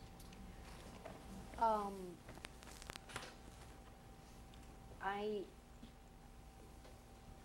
disagree with Commissioner Watts in her expression of her views, because I think it focused too much on the negative. But personally, I would prefer if the sculpture were placed somewhere else, not in Griffin Park. I'm welcoming of other pieces to be put into Griffin Park, but of the 3 proposals that staff put for consideration, my number 1 choice was in front of Village Hall. And I thought it was particularly a good idea because oftentimes people come to Village Hall to take care of business, something that's troubling them.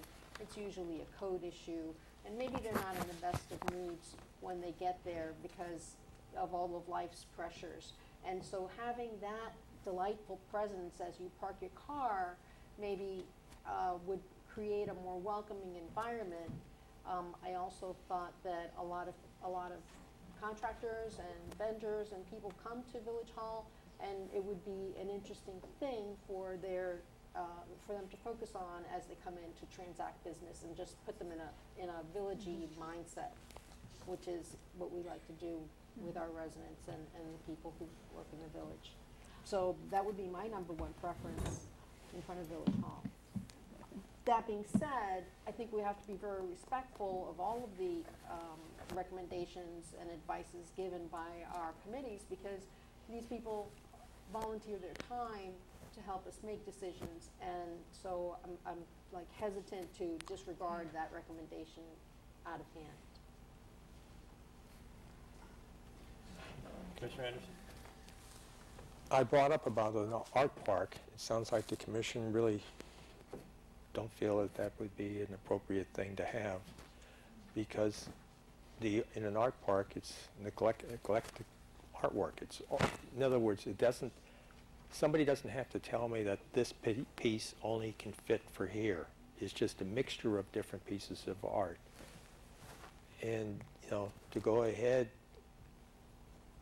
where things are located, it's a personal viewpoint.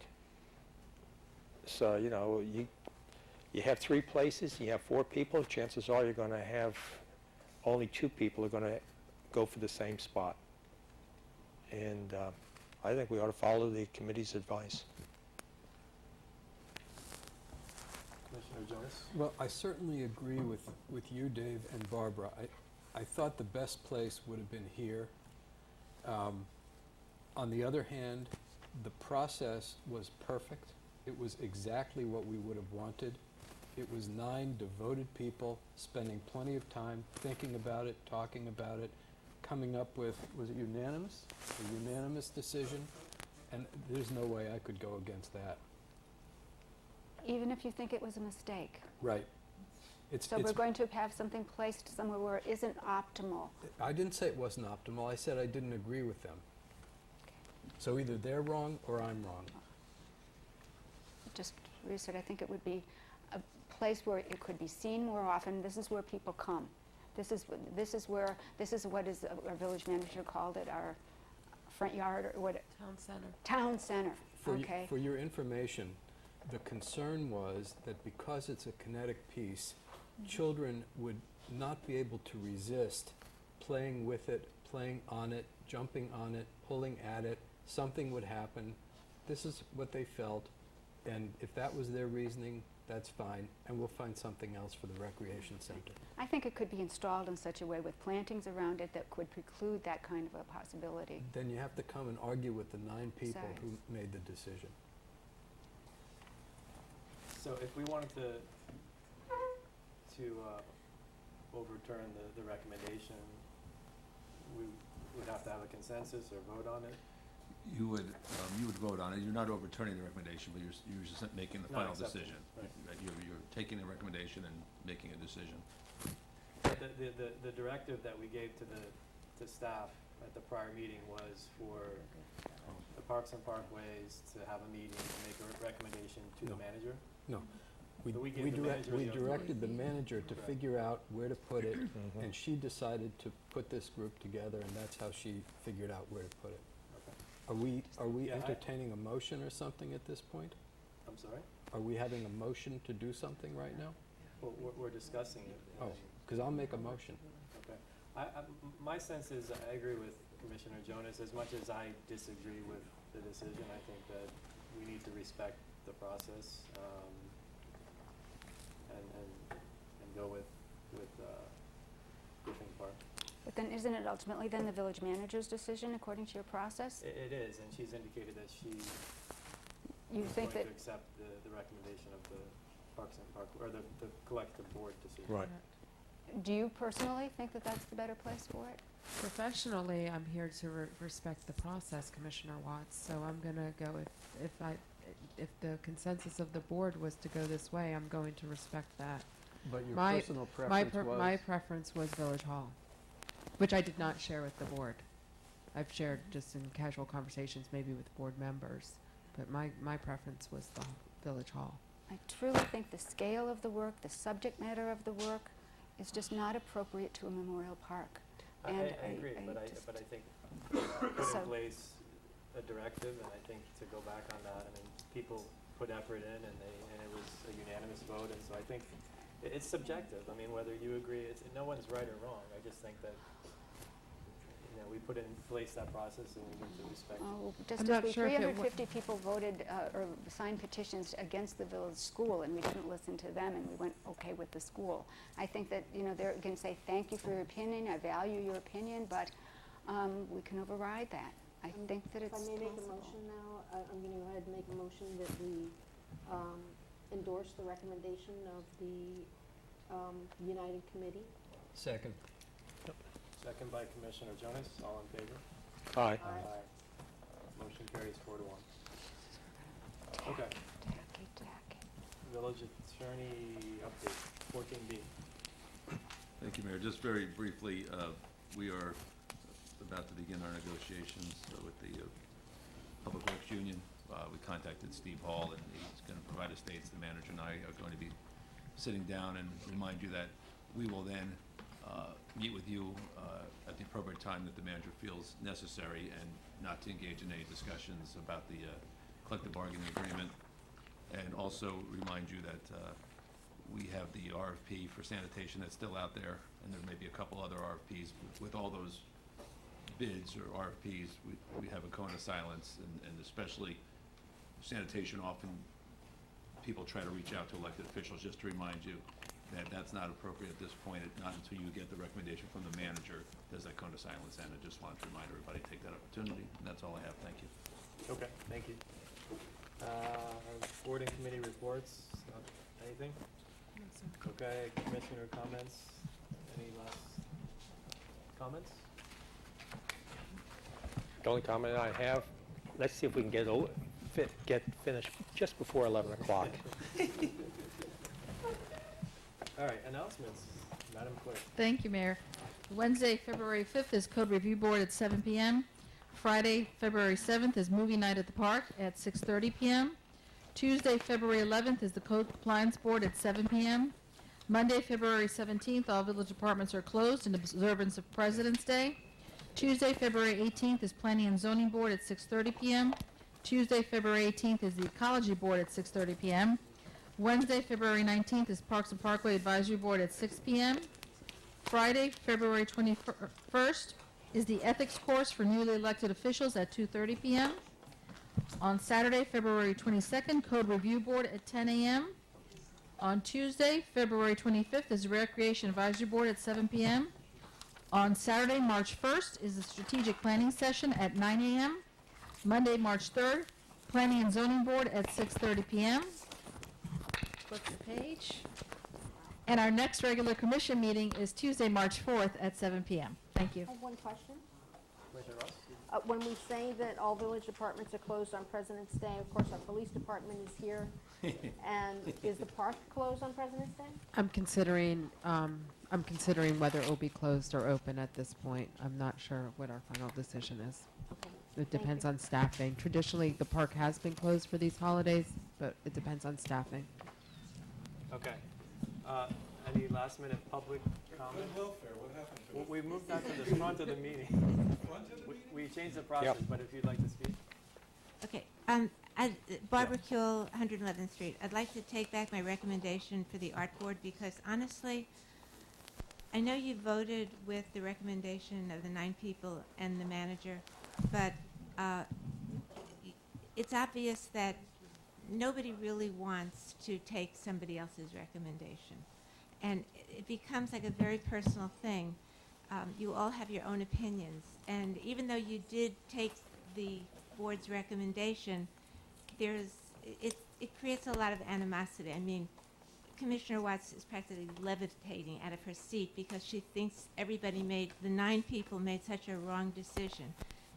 9 of the people also said not one of them thought it should go in front of the log cabin. And it's just an opinion. And I don't know if this village is ready to have discord, in a way, every time a piece gets up. And that's, the art should be bringing us joy, not fighting and like bitterness. And I see there's a lot of things that maybe it isn't worth it. Seriously, think about it.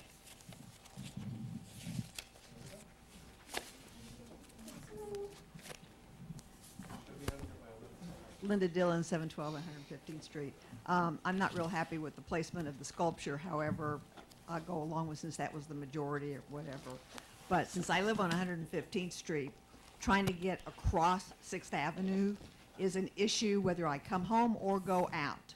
And if you're going to put other art objects there or anything else, I know you discussed this evening with the county people, to please push really hard to have some kind of a crosswalk. It's hard enough to get across with my car.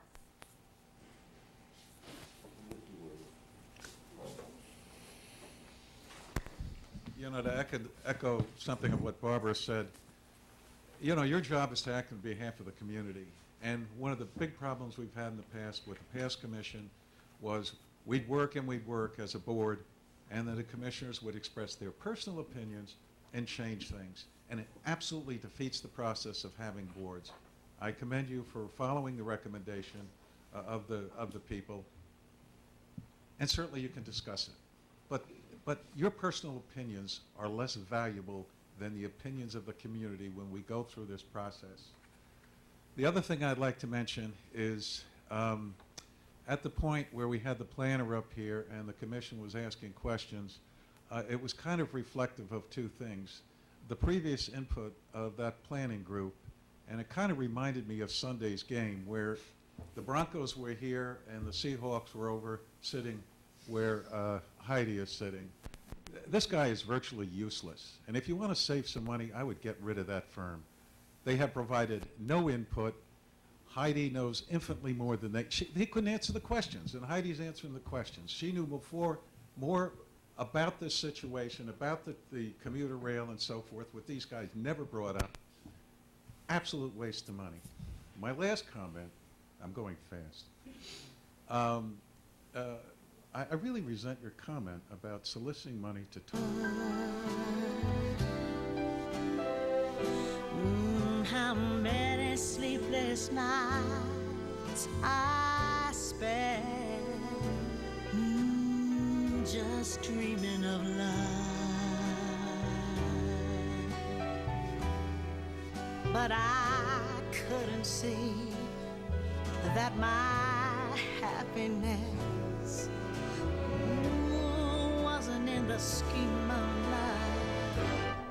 Yesterday, well, it's over, and oh, look what happened. I found something so beautiful when I found you.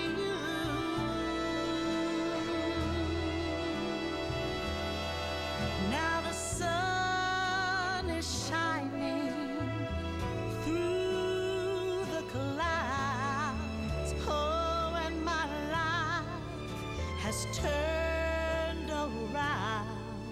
I found everything when I found you. I found everything when I found you.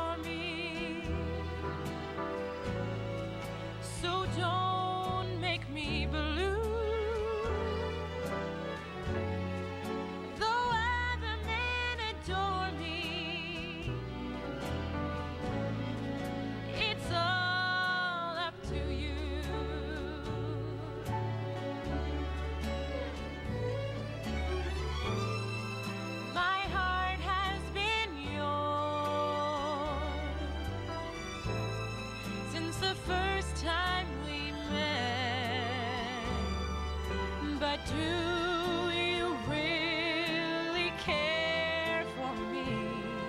Am I someone you'll just forget?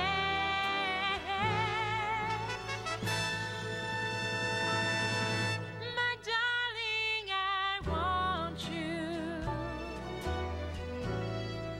to be by my side. I can't love another. There's nothing to hide. I can't keep from crying the whole night through.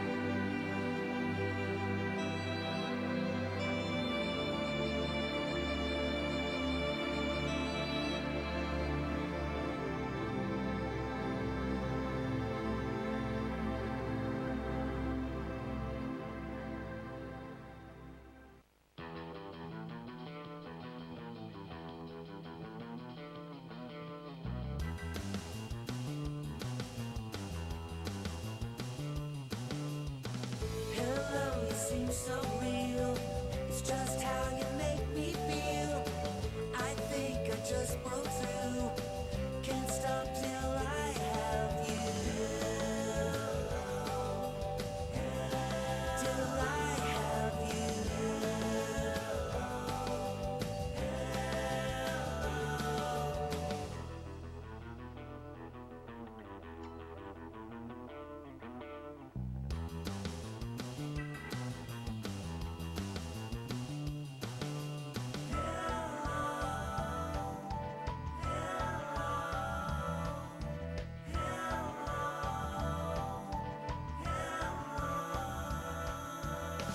Hello, you seem so real. It's just how you make me feel.